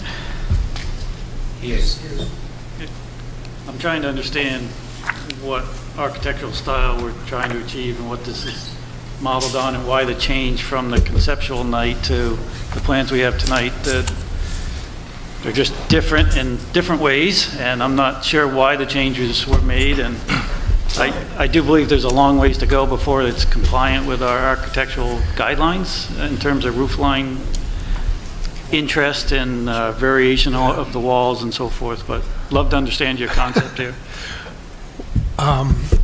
Stephen Burnell from Burnell Johnson Architects. This the fenestration and siding is clapboards and shingle style siding, double hung windows. It's a traditional New England style. The eyebrow dormers to break up the roof line a little bit. Because this thing is set back in the pretty much in the woods in most instances. We're trying to keep a low profile as far as the roof, not putting a lot of fenestration on the roof, trying to minimize the height and so forth. The porches and the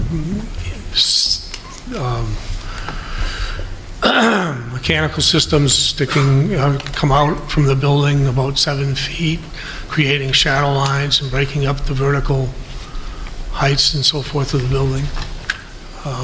The bottom, the garage level, where it is exposed, we are proposing a lattice. I know it's difficult to see in some of these pictures, but because of the size, but it's a foot by foot white lattice that would screen the garage level where it's open.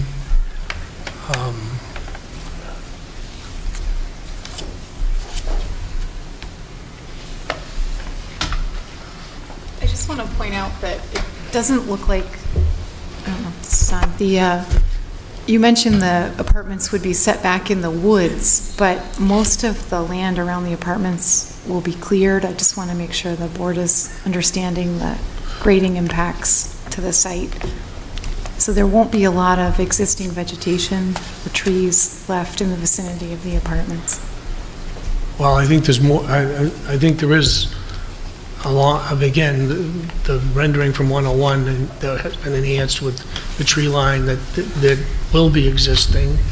And the same thing on Chestnut. I mean, behind the school, there won't be a lot of trees, but on the travelways around buildings, I think that there's a fair amount of trees existing that will be retained.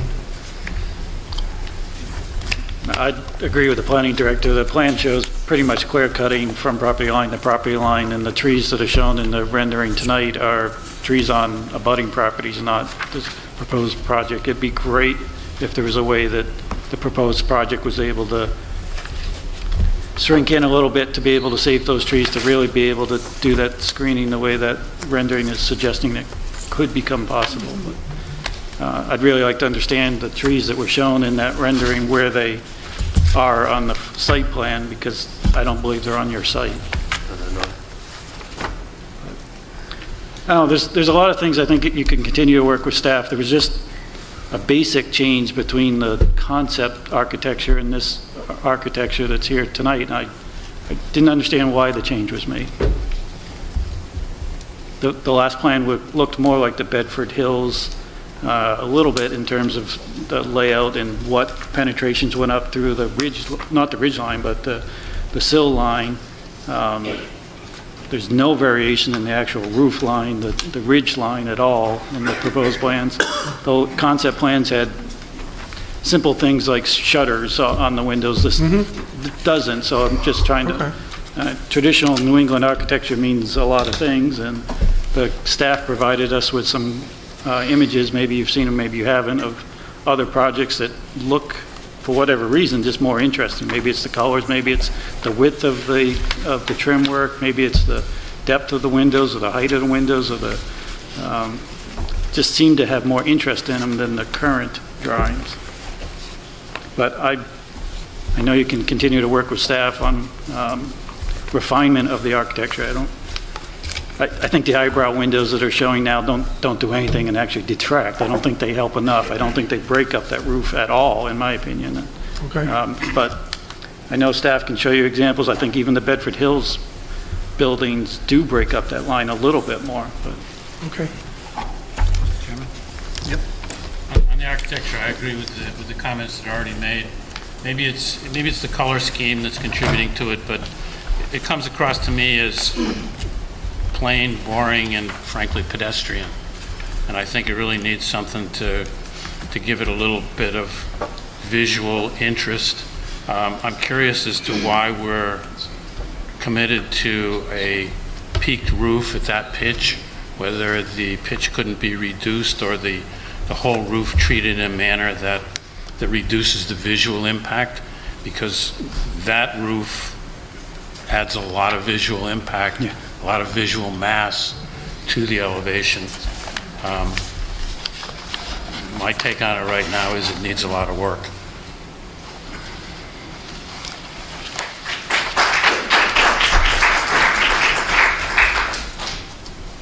Anybody else? Rick, if I could help answer your question about where the trees. You can bring up your rendering, your site plan rendering, you keep showing, and you see that there's really nothing left except along the drainage easement. Well, there's this, the bank is basically represented by the area between the green and the wetlands. So this bank is within our property, and even though this bank is technically not all within our property, part of it's in the overlap with Shorteez, it can never be developed. I mean, it's just a 2-to-1 slope from the wetlands up to this property line. So it's I think it's an effective buffer. This tree line here is a common tree line with one of the principles of this project, so we can certainly protect those trees. But it's inside a drainage easement that could be opened up at any time. Right. Yeah, but the drainage easement, the agreement is between these properties. So I think those trees can be saved by agreement if that would be desirable to do so. This will never be cleared, and then this area here is ours. This is what the the most remote from any other of a public street or view, and is a common line with the Dumases, and we'll certainly be happy to work with them to come up with an acceptable buffer on that side. This existing vegetation here between the high school and the property is there's not a lot of room there, but we can provide some supplemental plantings here. And then this area here there's a good stand on our own property, as well as this high school owned property here that need not be cut, at the sufferance of the high school. I think, Bob, though, I think the biggest problem is that the most visible view is the view along 101, and that's where all the buffer's on the other people's property. That's not on your property. True, but the point I'm making, John, is that this buffer is effectively protected because of the nature of the land there. It just can't be developed. Unless they want to cut the trees. Sorry? Unless they want to cut the trees. Well, I went up on Chestnut Drive today and looked, and most of the tall trees are, in fact, I believe, inside that buffer and on the property that you're clear cutting. That's my view from Chestnut Drive this afternoon.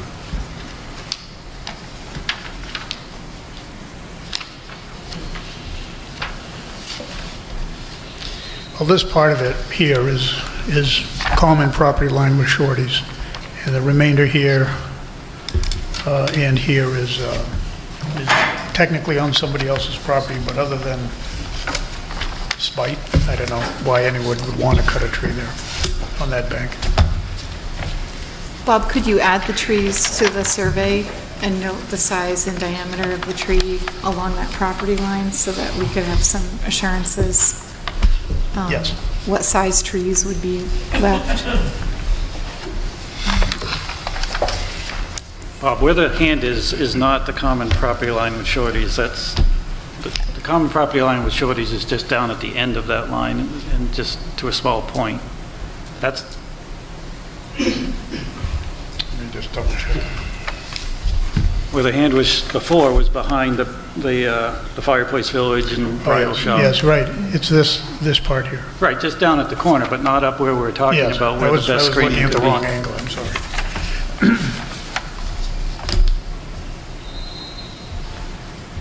Any other questions from the board? And I'm just going to say supplemental plantings aren't what I'm looking for here. I don't think they do anything to screen the buildings once they get to be this size. It's anything you can do to protect as many mature trees as possible. And I know you have great grading constraints here, and I haven't been able to fully see the cross sections of the site to see if there's a way to tighten things up or not, given everything that's trying to be put on the site. But if there's any way to save more trees along the high school property line and commercial property line to 101, I certainly encourage you to do so. Well, we will look very closely at that. We'll survey the location of the trees, and we'll make every effort in the next plan to preserve as much of the existing large trees as we can. You may be able to get the neighbor to give you an easement, no cut. Try that. You can look into that too. So you know who he is. Charlie. Chairman, I was not able to be at the concept reviews. This is the first time I've had a chance to review this development. I'm very disappointed that the developers decided to build this large apartment complex on the site. I would much rather see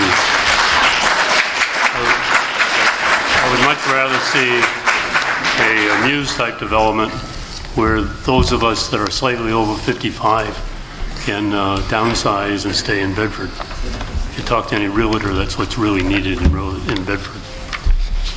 However, since the developer has decided to build, well, I'll be less kind than my co-poets on the committee and say this ugly building complex, because if you look at the pictures of the buildings, they really are ugly.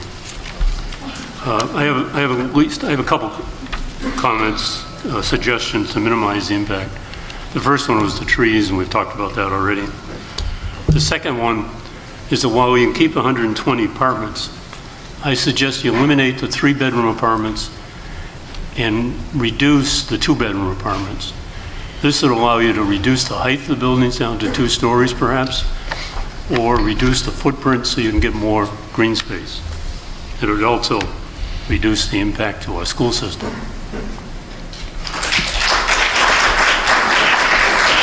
I do want to thank the developer for meeting our requirement for 25% workforce.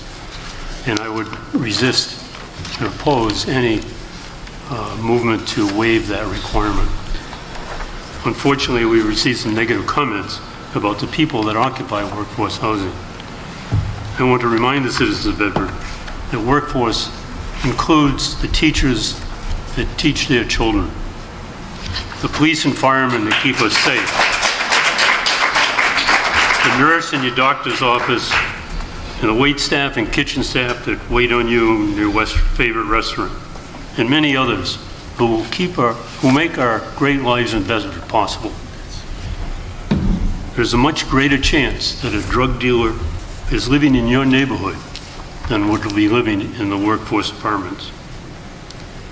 In your comments tonight, please do not stereotype the hardworking people that live in workforce housing.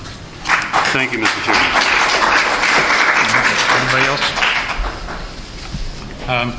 Following on to Charlie's comment on the size, I did notice in the staff memo that they have made a recommendation that the calculation of number of units be something closer to 95.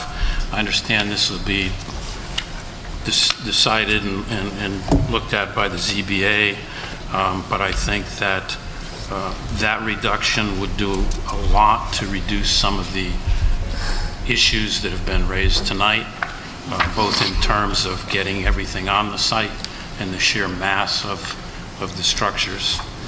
So I just wanted to comment that I think I'm in support of that reading of what the number of units should be. While I have the floor, I would also like to ask, citing again the staff memo, the fire department has asked for a secondary means of access to the apartments for ladder trucks and emergency vehicles.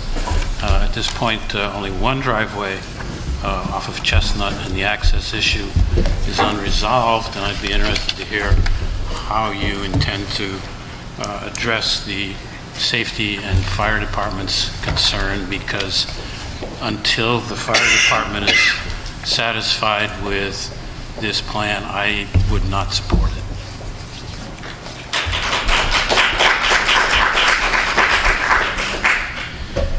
Well, we would very much like to work with the abutters about a second means of egress to this facility, to this project. It would have to go either through the property to the south or through the high school. There's been a lot of talk about having a second egress through the high school. If that's, you know, something that can be worked out with those two abutters, then we'd be happy to do it.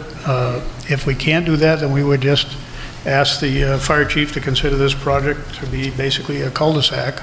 It's less than the permitted length of cul-de-sac in Bedford, and we are providing adequate turnaround. So considering the fact that these will be sprinkled buildings and with working with the fire chief, I'm sure we can come to a mutually acceptable solution. And as you point out, if we don't, then there is no project. Mr. Chairman, can I just follow up on that? I saw the written response said that the applicant did not have the deeded rights to the emergency access easement that's on, I guess, the south side of the property. Right, but here. I'm assuming the high school has the rights to that? Who has the rights to that emergency access easement? The easement favors the high school and it burdens the Dumas lot. So the high school has the rights to build an emergency access road there? Yes.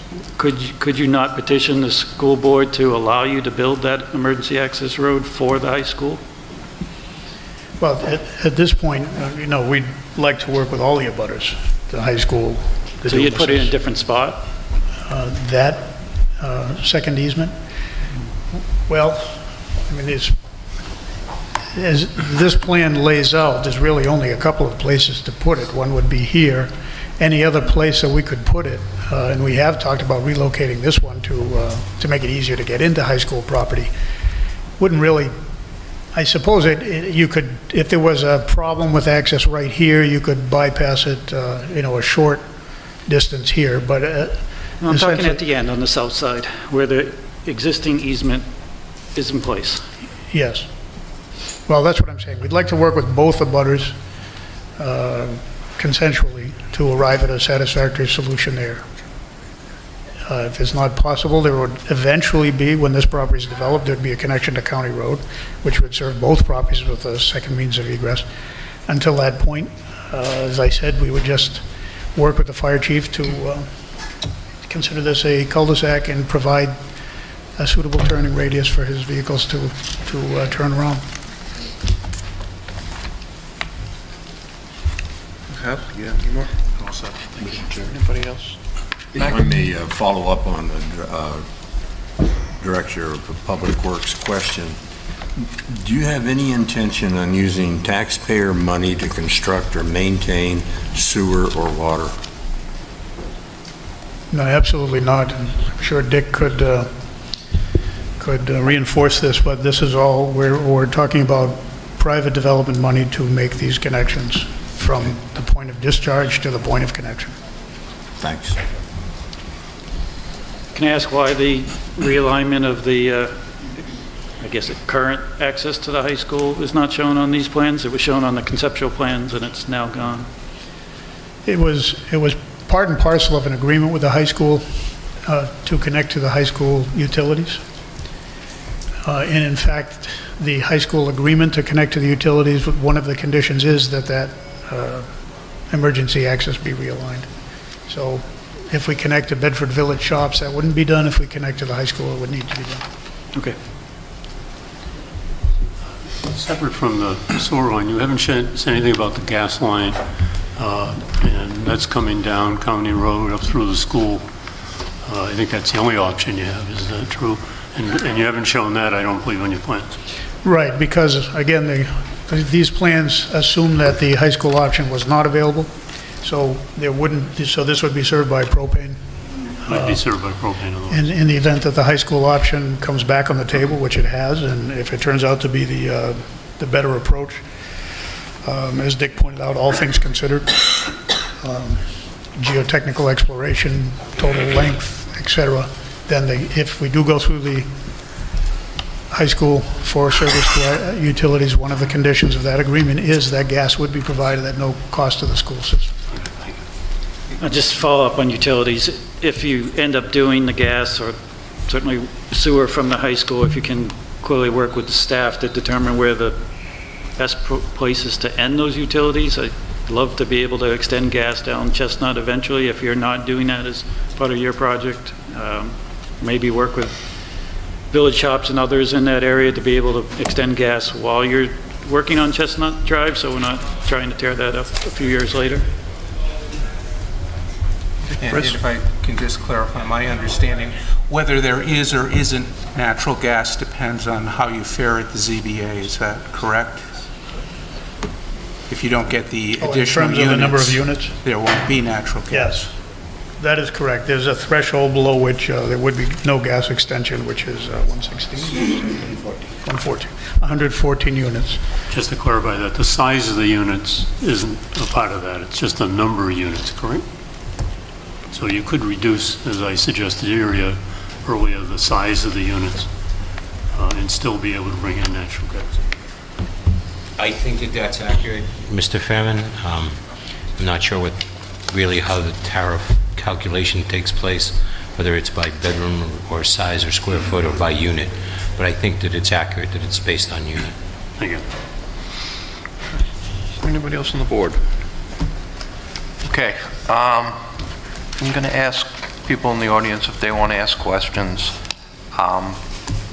We know that a lot of you don't want these apartments. We have a petition with a lot of names on it, but, well,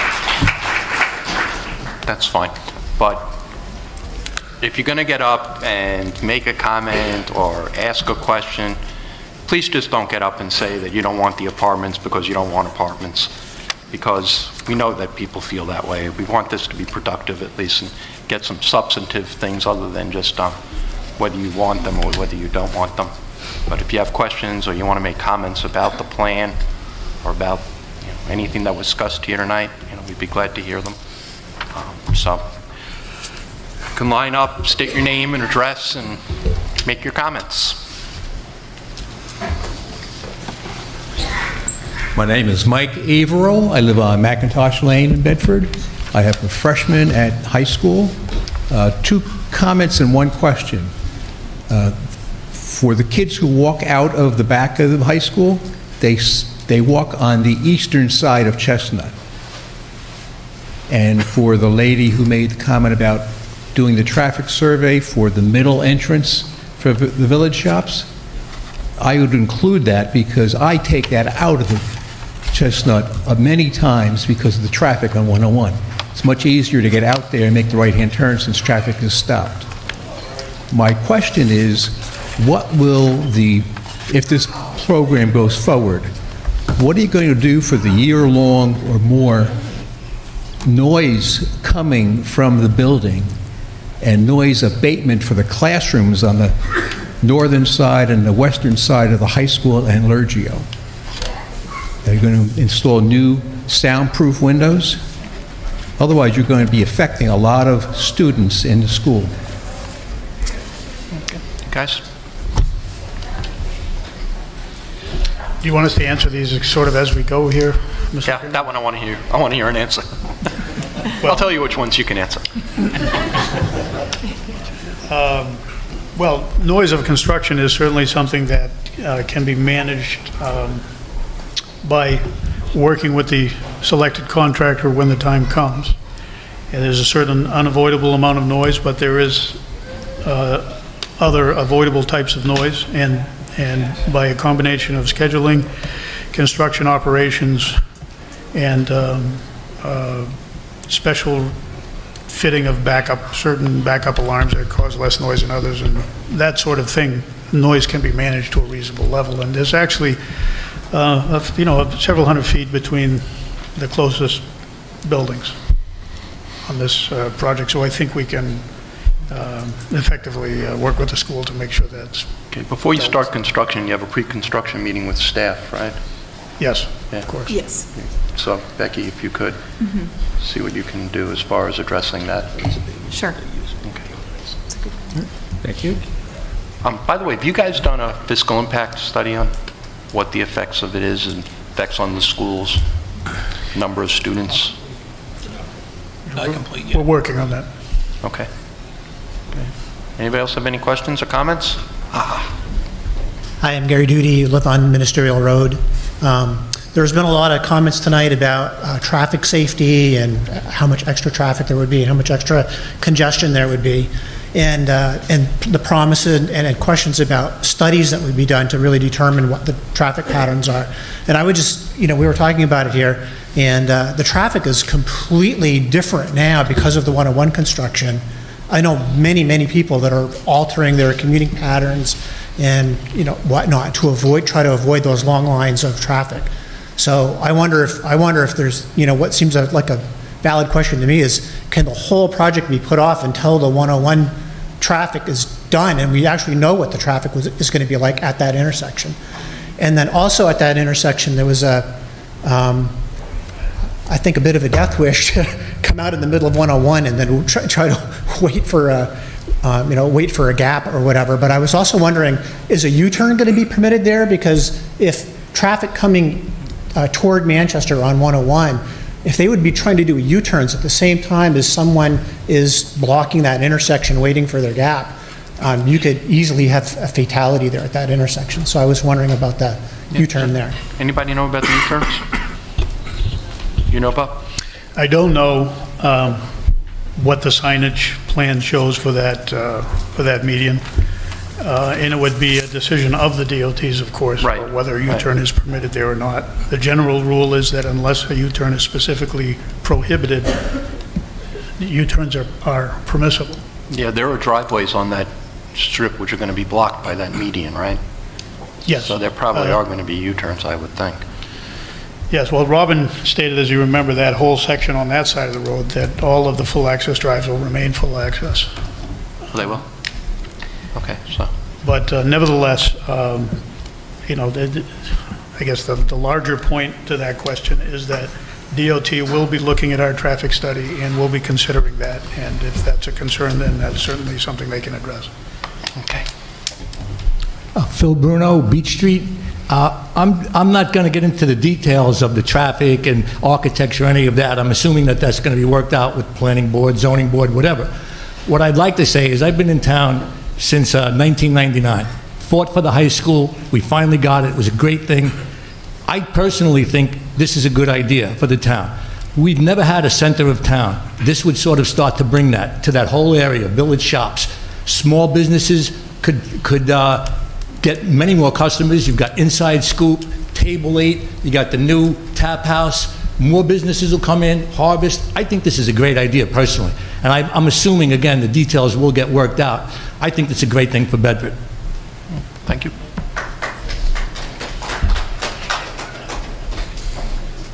Steve McDougall from Brick Mill Road. I noticed on the plan you have a nub at the end of the development. Is that for future development over into the Dumas property? Yes, it is. And there's also, I don't know this to be a fact, but there's a property, 257 Wallace Road. It's about 12 acres. And from what I understand, that the developer has a life estate on that, so when that owner dies, that property shall become his. Is that any truth to that rumor? No, there's no connection between that property and this project. No agreements between that abutter and this project. So can you share any details what that nub is going to be for? I'm sorry. I didn't understand. I can address that. The Dumases requested that be provided to provide future access. I don't think they have made any determination as to what they're going to do with their land and when they're going to do it. As you know, they have a substantial amount of land in that particular area as it goes down to County Road. So we have no idea what they will do and when they will do it. So that's all commercially zoned, so is it safe to say that there's a potential there for additional apartment buildings? You'd have to ask the Dumases that. Dumas is residential agricultural. It's commercially zoned, so a commercial apartment building would be permissible there, is that correct? That's not correct. I don't think it's You commercially could always zoned. seek a variant, a use variance. You don't know what they're going to do. There's a residential cuts in over there. I think they're residential. It goes right across the property, sir. Does it? It goes right across. Yeah. Well, if it's a permitted use, there's always a possibility. Okay. Yeah. There is a small sliver that abuts us that is still zoned commercial, but the majority of the property is residential. Well, I guess my last comment would be, I sell real estate in this town.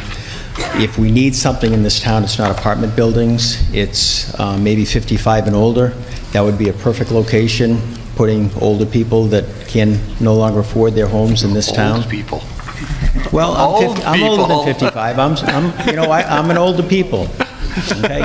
So if we need something, really the only viable option people have that want to stay in this town is 55 or 65 Hawthorne Drive. Consider that, Mr. Developer. And I guess the last thing I can say is, as I was sitting over there listening to the testimony, the big yellow taxi, I don't know how old you guys are, but big yellow taxi, take Paradise and put up a parking lot. We've got a beautiful town here, and we're ruining it.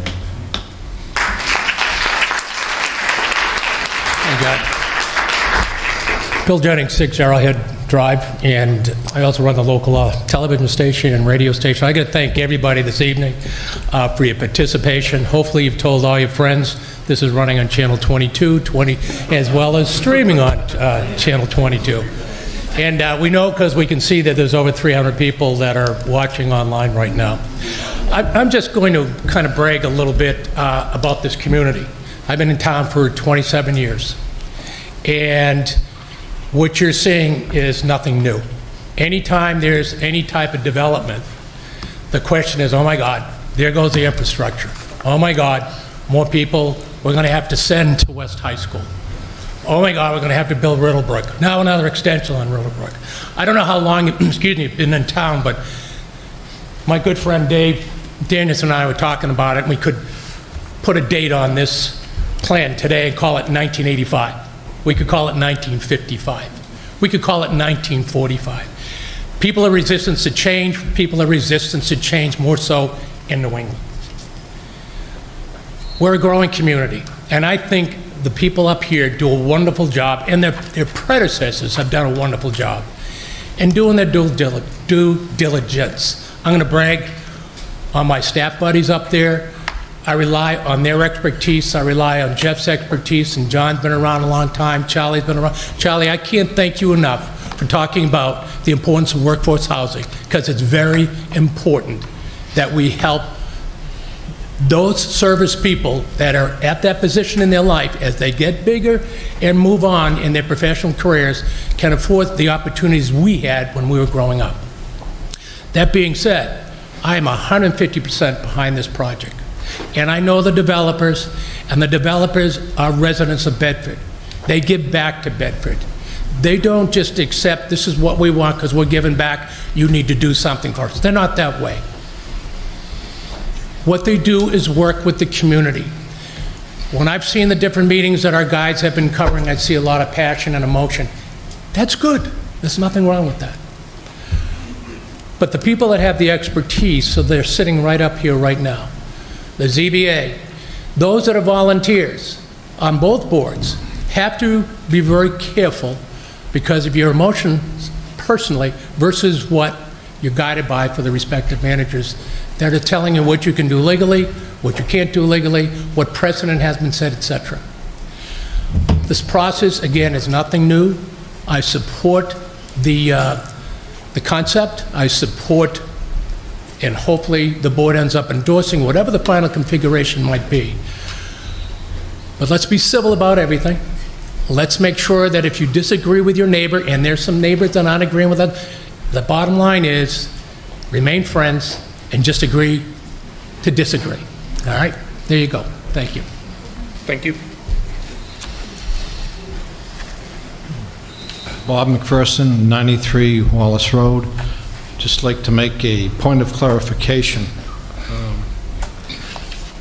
To my knowledge and understanding, the school board approved the use of the sewer and water, but contingent upon the project receiving approval from all the applicable boards and commissions in town, in Bedford, all applicable state agencies, and approval of all permits.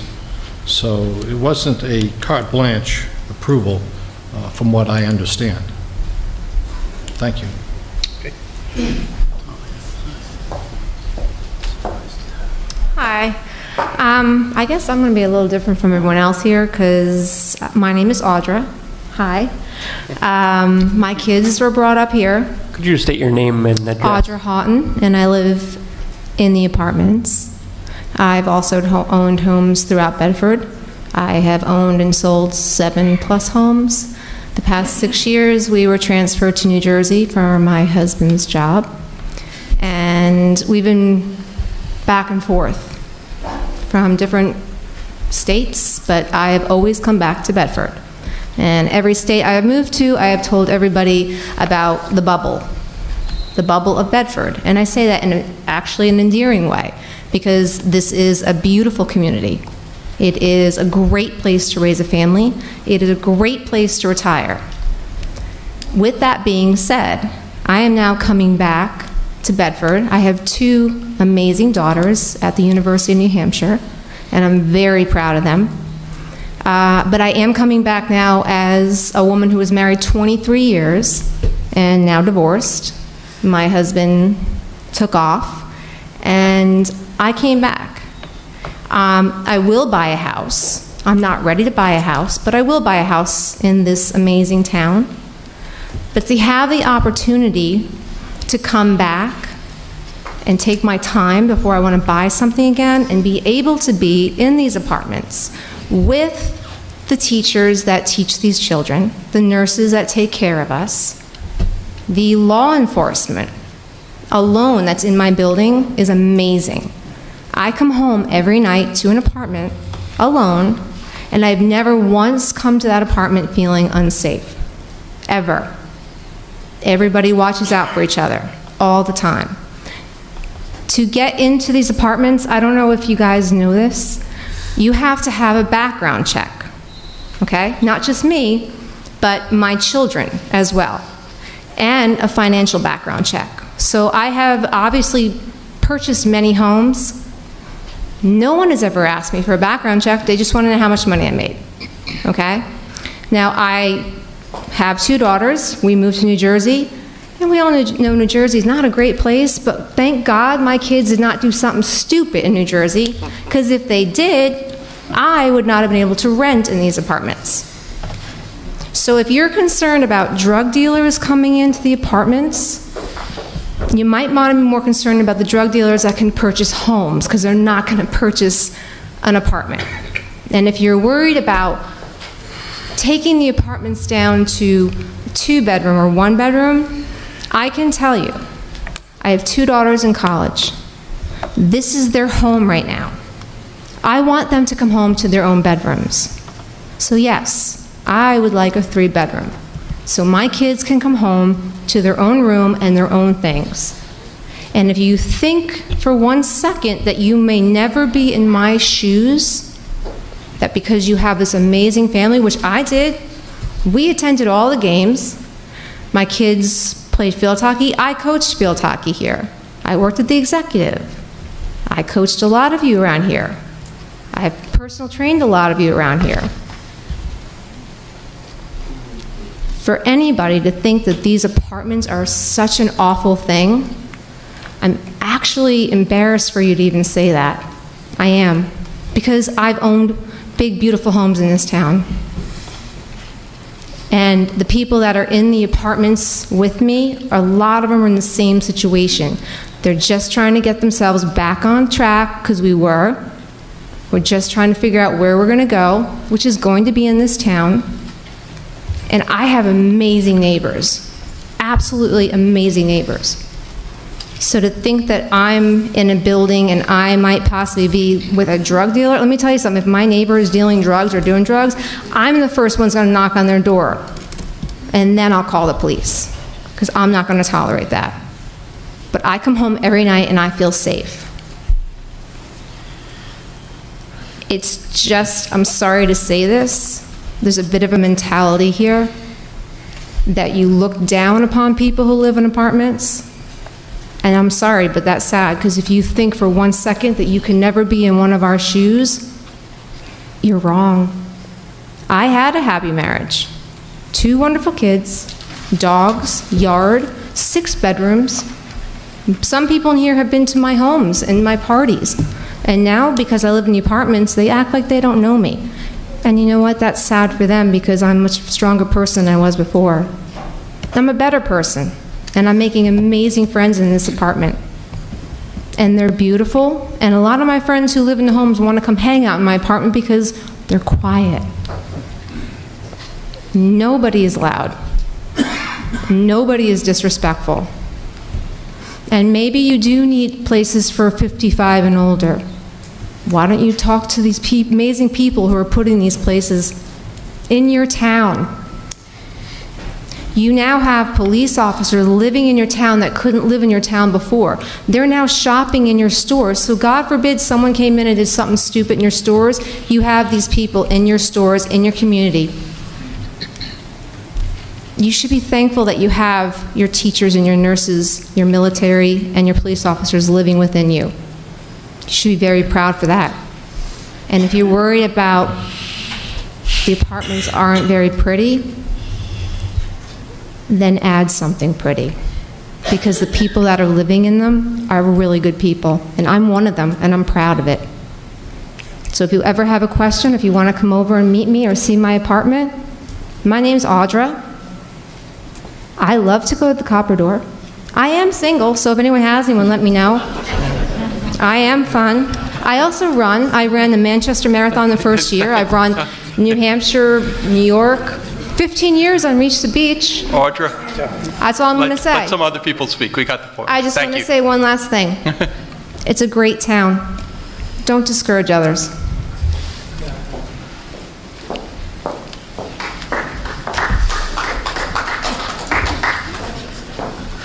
Next. How you doing?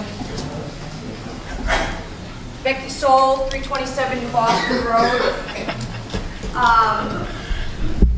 What I have put up in front of the board is a message sent to me from Bill Greiner when I voiced mild opposition to the apartments in July on a social media site called Facebook. Bill Greiner messaged me Becky, and several other people. Why don't you, I'm going to get to the point. Get to the point, yeah. The point is, you're asking the residents to be civil, and the developers are not being civil. They're messaging people, they're speaking to us degradingly. I did not say anything on the stream against the apartments. I said nothing against workforce housing. My concerns were with overcrowding at the high school and the fire and police being overwhelmed with numbers in the town. And I was sent a message like this, and there are also other things that are being done by the developers that are disrespectful to residents who are voicing opposition to these apartments. I am not an elitist. My father and my husband are both union workers. I'm a blue-collar worker. I don't have anything against apartments. I just don't think that they are right in that area of Bedford. And my concerns are shared by a lot of other residents who should not be shamed for their opinion. No, I agree. So that's what I would like to say. Okay, no. We're being shamed by a developer, and we shouldn't be. And tonight I heard the developers say that they feel the fire chief should work with them if they don't have a second point of egress, and many residents would not be afforded that luxury. So, no special favors here for anybody, especially not the developers.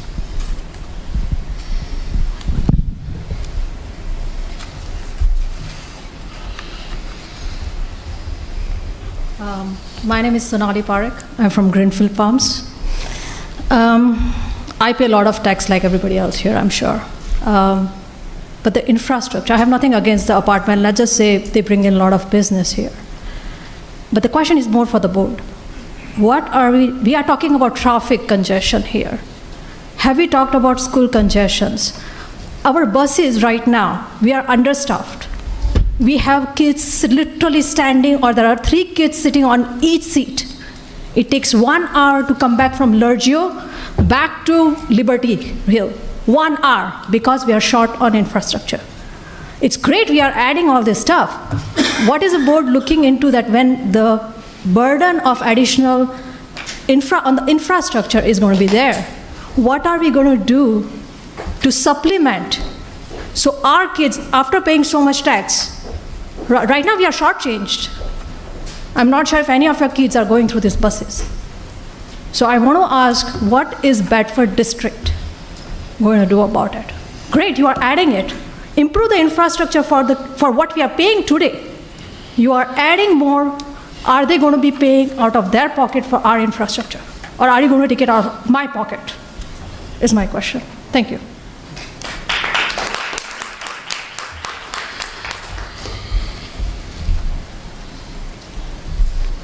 My name's Eric Forgang.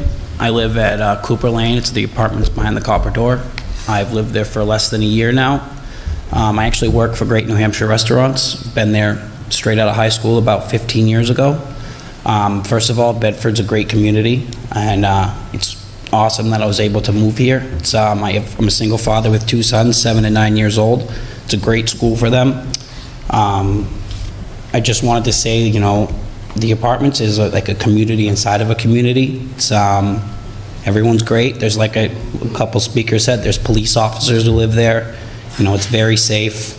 You know, one day I hope to own a home in Bedford. This is, you know, I was traveling from Wyndham to Manchester. I work at T-Bone's Meat, Sweets, and Catering. I actually worked at the Copper Door for a couple years. So I was traveling about a half hour every day. And to be able to move to Bedford, now I travel 6 minutes to work. There's a lot of hardworking people there. About 15 of my coworkers throughout the company live there. They're great people. They serve you guys every day. They make your food. They do all the things that hardworking blue-collar people do. And to be able to be given the opportunity to live in a great community like this, in a great area, is a blessing for both my sons. So just want to say that I think it's a great idea, and you guys should give it a chance. Thank you. Thank you.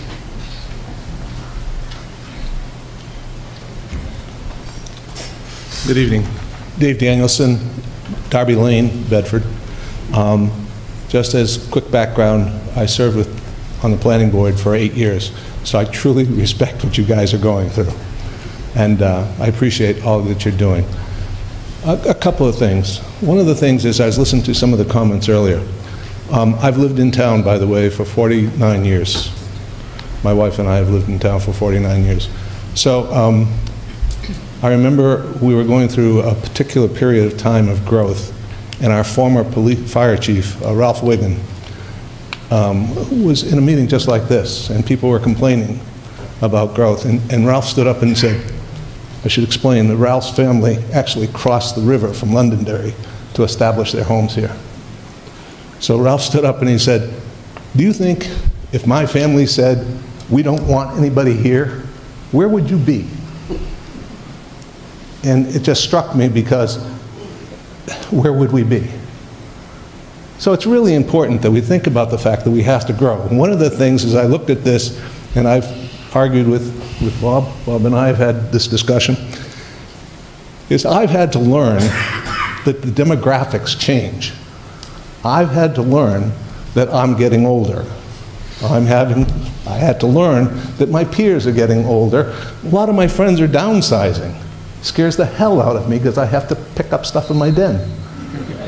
And so it's really important that we understand as a community that things are changing. I look at the landscape now, I look at the development, and I think, man, this is nothing like we had thought about. Dick Stoner, who was a former board member, or planning board member, and I used to fight to try to save the farms that we had so that they wouldn't be developed, only to find out that the families who inherited the farms wanted to subdivide them so that they could grow. So those things change, and we've got to realize that as a community, that things change. The demographics are changing. The types of living change. So again, We've got to take a look at the way things are being done. If I could just say one word, too, about the folks who are developing this. 10 years ago, in 2008, as you recall, the economy really tanked bad. And very few people were doing anything.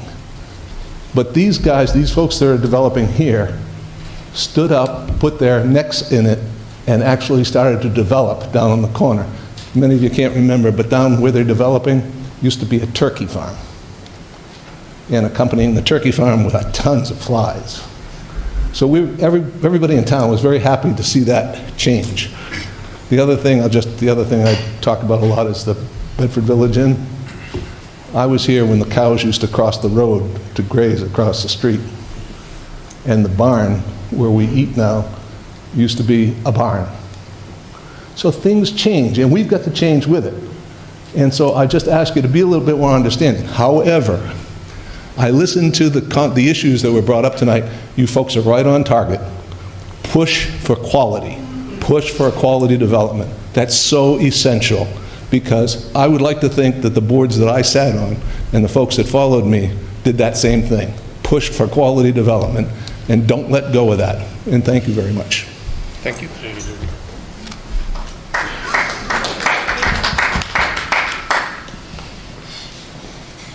Hi, my name is Kim Brown. I live on Wigan Road here in Bedford.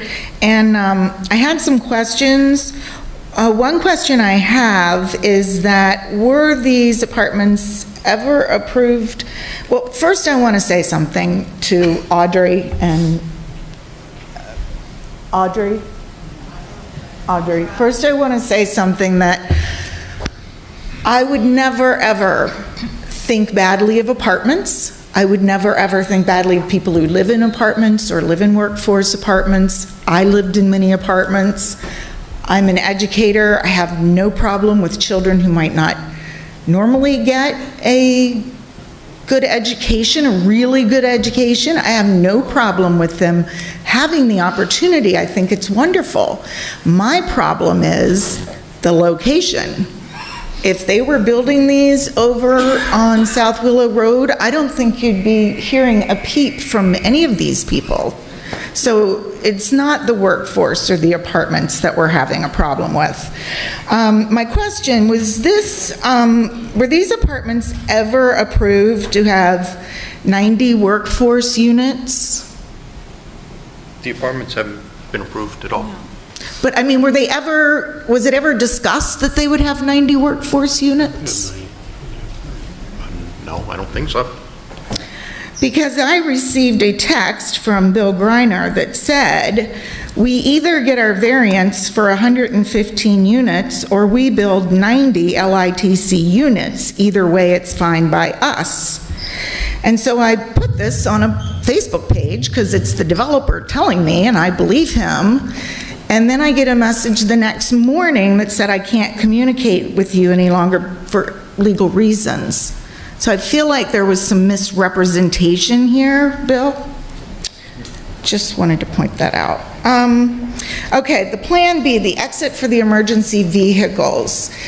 If the fire department doesn't approve having it as a cul-de-sac, because that's an awful lot of 120 apartments on a cul-de-sac, and the board, which has put in an amendment in that they could back out of this deal, the school board, in which case there would be no way out for or in for emergency vehicles to the apartment complexes, then what happens? Because if emergency vehicles are supposed to come out of these apartments onto the high school property or enter from that way, I don't know if you've ever been at the high school at drop-off or pickup, but it's so bad that people, like a guy was trying to deliver balloons, he went up the downside of the road trying to get up there to deliver the balloons because the traffic was stopped all the way to the bottom of the hill. I mean, the traffic there is crazy. To think that emergency vehicles are going to get in and out that way, it just doesn't seem like a really reliable plan. So I just wanted to ask if there's a plan C. Okay. And I'm also very interested as how it looks from the high school, because right now, our high school students have a very cozy, protected area, and I'm not saying that the apartments are dangerous, but they're surrounded by trees, and it's lovely, and their kids had the benefit of that. And I would like my kids to have the benefit of being surrounded by lovely trees, but it sounds like they're going to all come down. And I'm wondering if they wouldn't be willing to put full-size trees in, even if it's on the high school's property, as part of the bargaining chip for the high school, even, to maintain some privacy in there and some tree line for our students. I think they have trees planned. They're planning on leaving, there's a buffer on that side. How tall are those trees between the high school and the, yeah, they've not done an artist's view. I'd like to see one. Okay. Thank you. Bob? Well, I just want to clarify, I think there was a little bit of confusion in that last speaker's points. There's an existing emergency access from the high school to Chestnut, which is in this location here. And that's different and distinct from what we were talking about, the fire chief asking for a second means of egress for this project here. And, you know, certainly we're not asking special favors of the chief. We're only asking that what's permitted in town regulations in terms of dead end length be considered, and whatever alternate equivalent means of fire protection, we would be certainly willing to have that discussion with the chief to make sure his concerns are answered.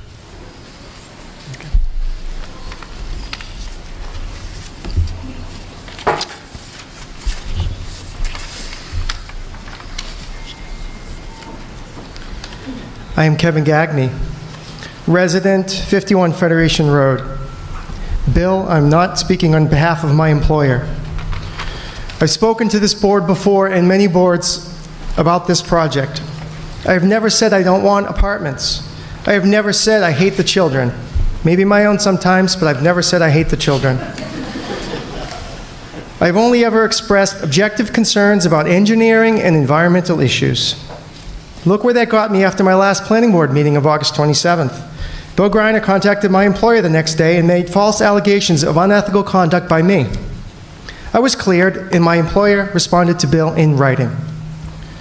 I won't repeat my laundry list of concerns here. They are on the record. In summary, this project is too big for this site.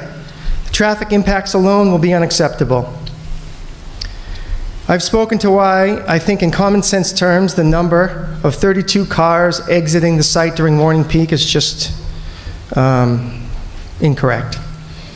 To give you some perspective, let's say we just go with the 32 cars entering during morning peak, and everyone knows you can't get out of Chestnut. The queue length for 32 cars would be 800 feet long. The environmental concerns are significant and echoed by Conservation Commission and DES. 860 residents, as you know, have signed a petition against this project. We heard overwhelming support for maintaining the character of this area during the recent master plan process.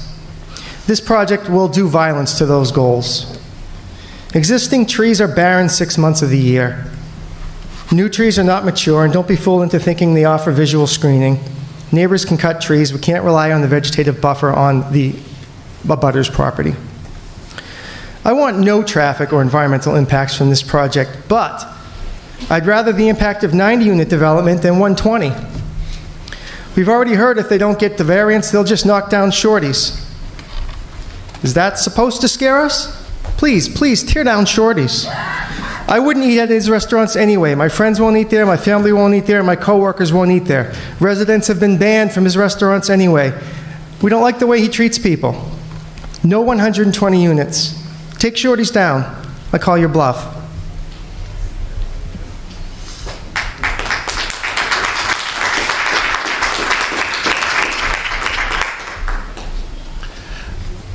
My name is Jeremy. I live at 40 Random Road.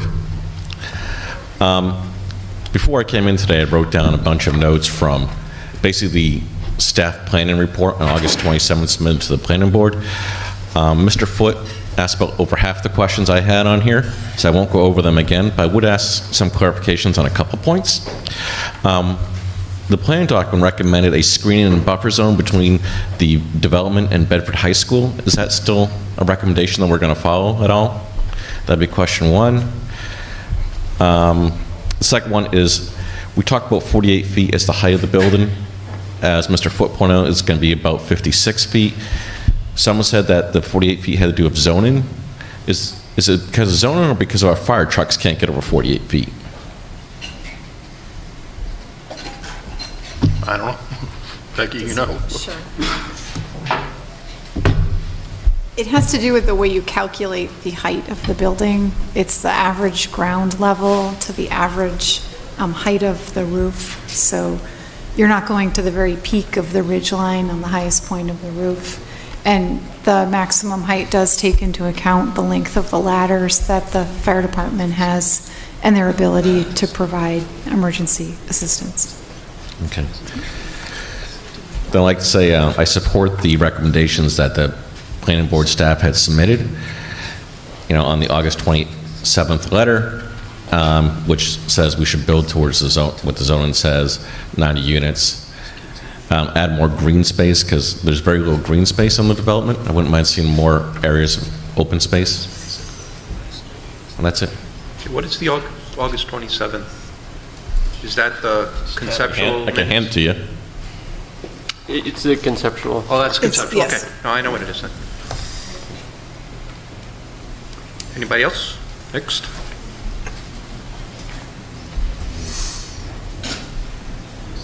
Good evening. My name is Tony Roxo, and I'm on the butter at number 10, Chestnut Drive.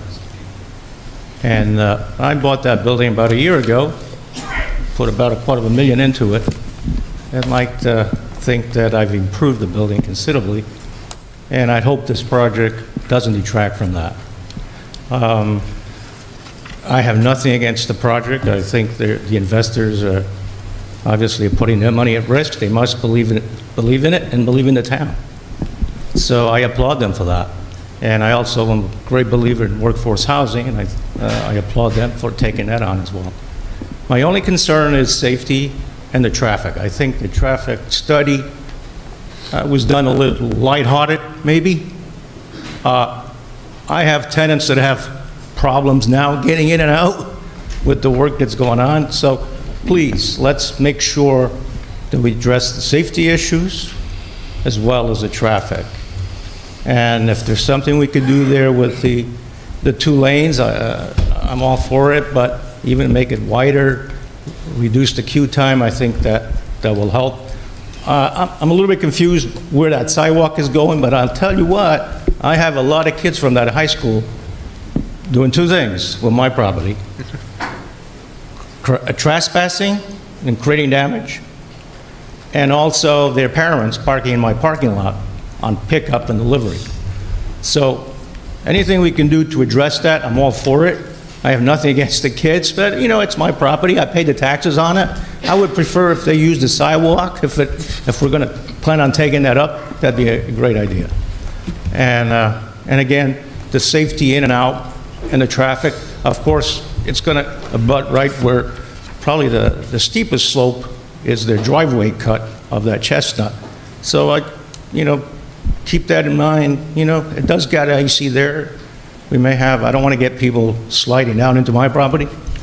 The other thing I would like to ask is that the road work that you guys are proposing, please bring it up a little further, because past my driveway entrance, because I got, the Public Works needs to do something with that drain because it's not working.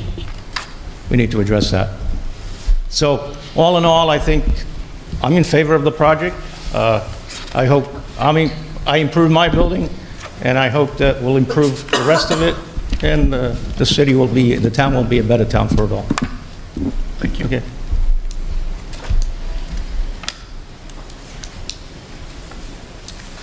Hello, David Kalamatis, Old Farm Road, This probably won't be the last time I'm booed. I'm a Monarchs player, so I have been for, I played hockey for 10 years. 8 of them have been in Manchester. Spent some time overseas. When I came back, I had the opportunity to live in the Bedford Hills apartments. I can't say enough good things about them.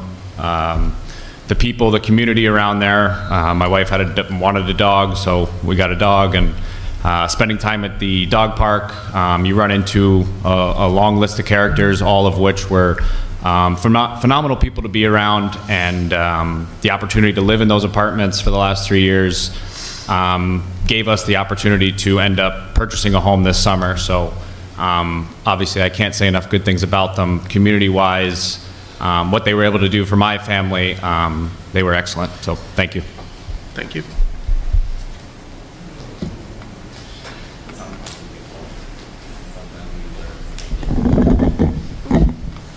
Hi, my name is Daniela Montoya. I live at the Bedford apartments right now. My parents lived in Bedford, and when I went on my own and started to work, these apartments allowed me to stay in Bedford while I started my career after graduating Southern New Hampshire. Thank you.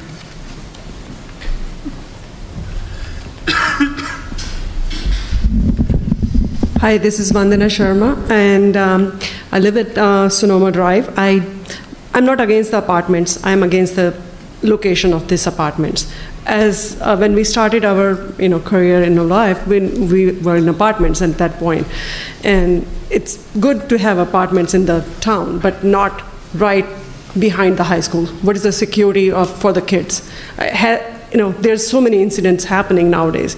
Anybody thought about that? Like, I would be scared to send my kids right there, so near to the people watching my kids from their windows.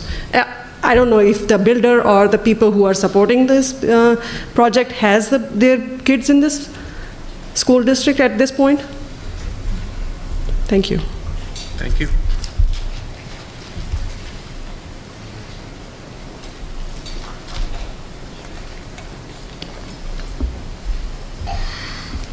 Hi, good evening to all. My name is Joey Fababear. I live in Greenfield Farms. My question is about the impact of this project on the on the school system, and practically, specifically on the population. I would, if my information is correct, right now we have an excess of 275 students in Bedford High School. And after this project is completed, this probably would add 200 some more. So based on the gap analysis, a code analysis, just simple analysis of the building code, this excess of students will create about 6 to 12 deficiency in egress doors in Bedford High School. This will also create about 12 water closets, lavatories, plumbing fixtures deficiencies. This will create a ventilation deficiency of about 2,600 CFM. I'm just making sure that when the developer submits their gap analysis, that the board reviews what the code requires and what this project will. What this project impact will be to the school system. Okay. I believe the applicant stated that they were getting a fiscal impact study done, and that should include what the effect on the school system is. It's my understanding that in Bedford Hills they don't have that many kids who live over there, so they don't have many kids going to the schools. I don't know if the study will show that here. Yeah, but regardless, I think this type of project should provide a gap analysis on the impact on the existing building infrastructures and utilities, because they are. What some of the conversations is that there will be no expense to the taxpayers with on the connection of the sewer. But I thought that the expectations of the developer is that there will be some expansion in the school. So there's not just actually expecting that the the sewer will be extended, it probably means that the sewer sizes will be increased. So there's a difference between extending and increasing the sewer sizes. Thank you. Thank you.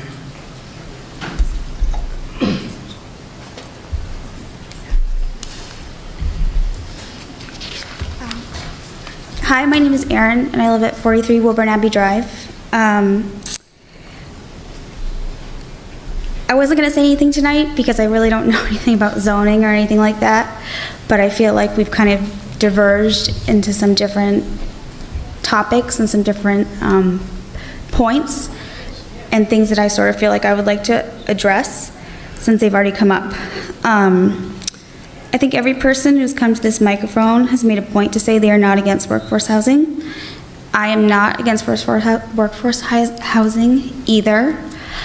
But I think that it is unfortunate that everyone who's come up here has had to be so adamant that they are not against workforce housing, because I think there's been a consistent sort of a narrative that anybody that opposes this project does not care about people who need help or people who live in apartments or oppose it for entirely selfish reasons. I won't bore you with my life story, but I know what it's like when a young family has children and they want to give them a better life. And when I was very young, my parents were afforded that benefit when they decided to return to college. So it is something I appreciate and support for all people. I've also worked in restaurants. I've also worked as an educator, all of those things. So I can say with the most confidence that I'm very supportive of people in those careers because I've been one myself. I would just hope that in the future, people would maybe give more consideration to the fact that there are other objections that people may have to this project besides prejudice or bigotry or selfishness. It's hard to sort of sit here and listen to that being said over and over. I haven't spoken to everyone in Bedford, but nobody I have spoken to has said that that is the reason they oppose the project. And so I guess that's just what I wanted to say, so I hope people will keep that in mind in the future. Thank you. Thank you. Oh, number 2. Go ahead. I forgot to say one thing. I wanted to say that I noticed when I told my story about being contacted at work that some people in the room found it humorous. I want you to know that it's not funny when you're the sole service provider of a family of 6 and someone contacts your employer and makes false allegations about your behavior. It's not a laughing matter, and I hope nobody in this room finds it funny because it's disgusting.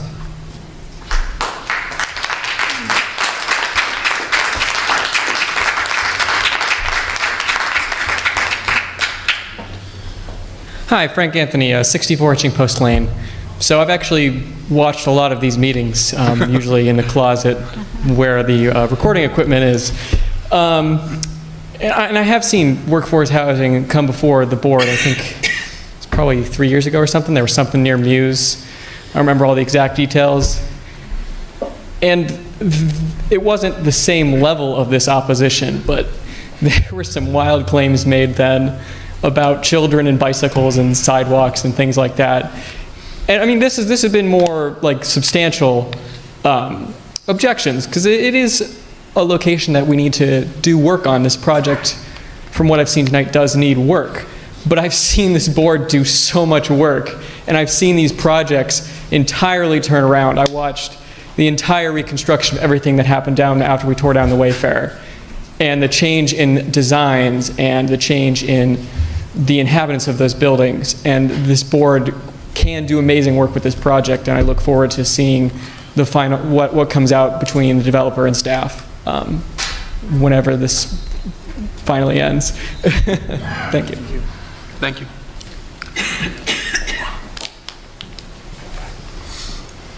totally understand the people who were here from apartments were talking about their experience, but you guys cannot ignore the 900 people who have signed the petition, who live in Bedford, who pay taxes in Bedford, and they are like not against the Bedford apartments or anything. It's just the location. They are not ready for this. Thank you.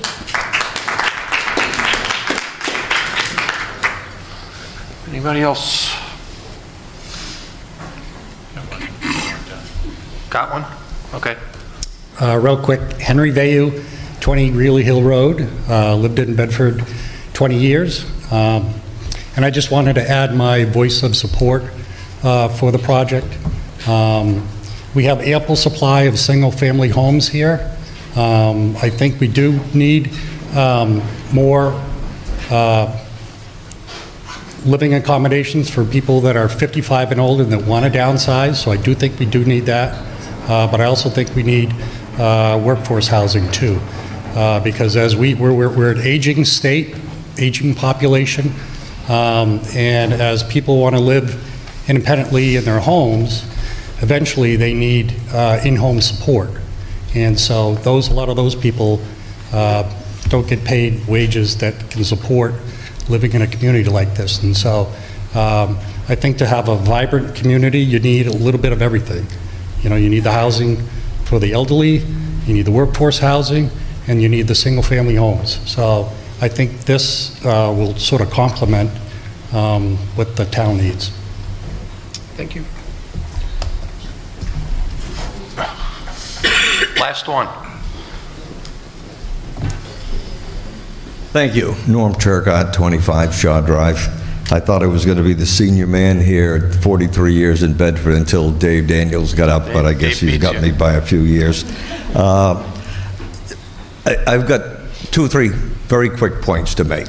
The first one is to just relate something that happened to me a couple of hours ago as I was leaving my home on Shaw Drive and taking a left-hand turn onto 101, which I would do only at certain hours of the day unless my life insurance was really well paid up. Tonight I was home free, there was no one coming, and I made that left-hand turn and somebody laid on a horn, and I mean, I came within an inch of my life, basically. And the driver was absolutely right to lay on his horn or her horn. I have no idea whether it was a man or a woman. But I was absolutely wrong, and I was being very cautious. I mean, I've come out of that intersection 1,000 times over 43 years. So the issue of traffic is very, very significant, and I have to leave it in your hands that you'll make the right decision. I don't think that I don't know all the people that have opposed this or supported it, but for the people who have opposed this to be categorized as vile extremists or, you know, elitist is a reprehensible lie. Having lived here 43 years, do we have a few elitists in this town? We've got 23,000 people. We have tall ones and short ones and blonde ones and bald ones. I mean, we have a handful. But that doesn't characterize this community. This is a decent community that would not, for the most part, try to preclude others from moving here. And whether they're policemen, firemen, teachers, there's a lot of great people who would be helpful here. The question is whether this location is going to make what is already a pretty horrible traffic situation worse. And I leave it to you to make a well-reasoned discussion. Thank you. Thank you.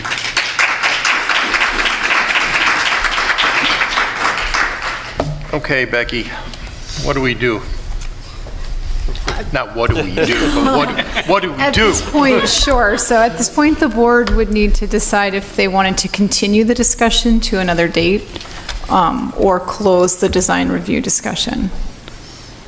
Okay. There is a formal action of the board, a vote that would need to be taken to close the design review discussion if you choose not to have the applicant come back with more information.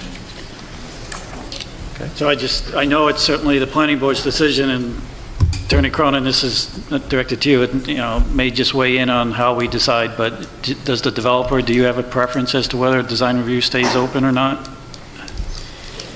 If it doesn't bother you, then certainly it could stay open. So. No, I think that we've received a significant amount of input tonight from board members and from the community.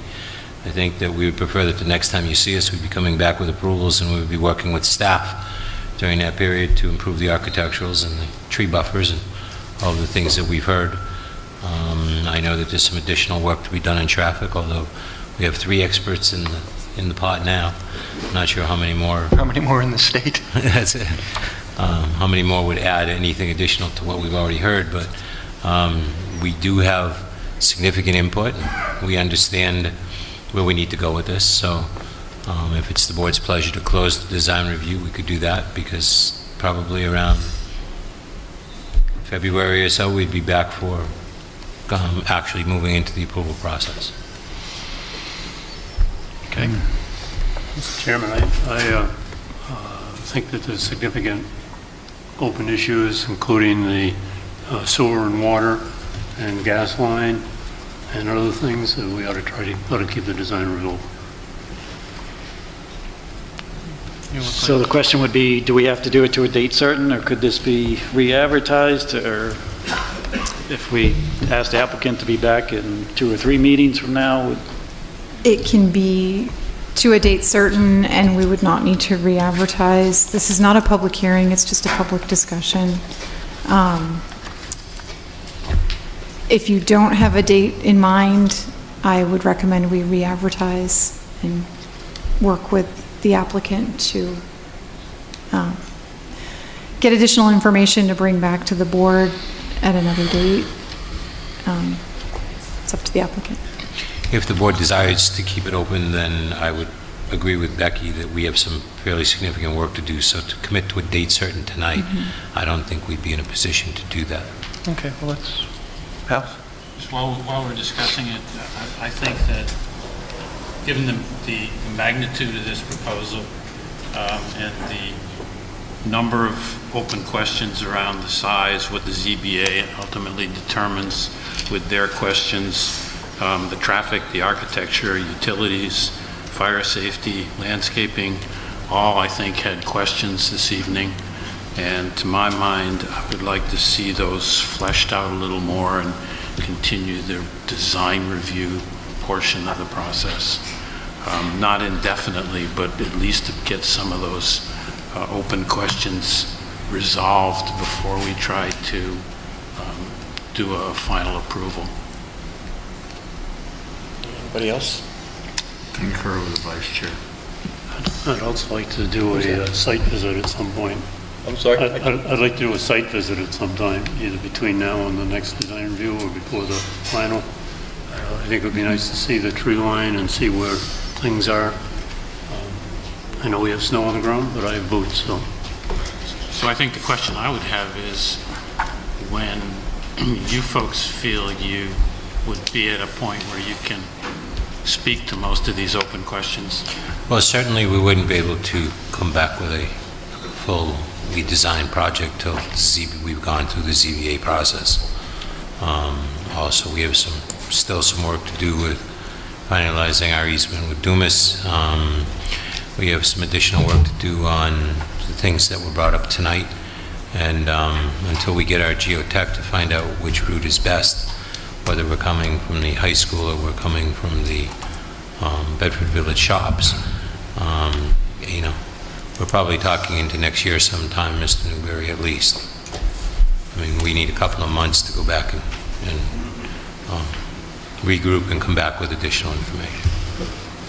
Okay. Anybody else have any feelings one way or the other?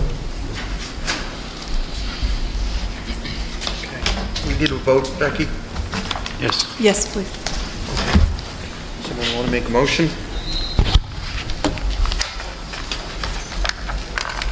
Mr. Chairman, I'll make a motion that the planning board not close the, what am I trying to say here? Not close the design review process at this point, and that the developer work with staff to determine an appropriate date to come back in and see if we can resolve some of the open design questions. I second that. Okay, any discussion? All in favor? Aye. All opposed? Thank you very much for all your time. Thank you. Oh, 4 minutes. 4 minutes past.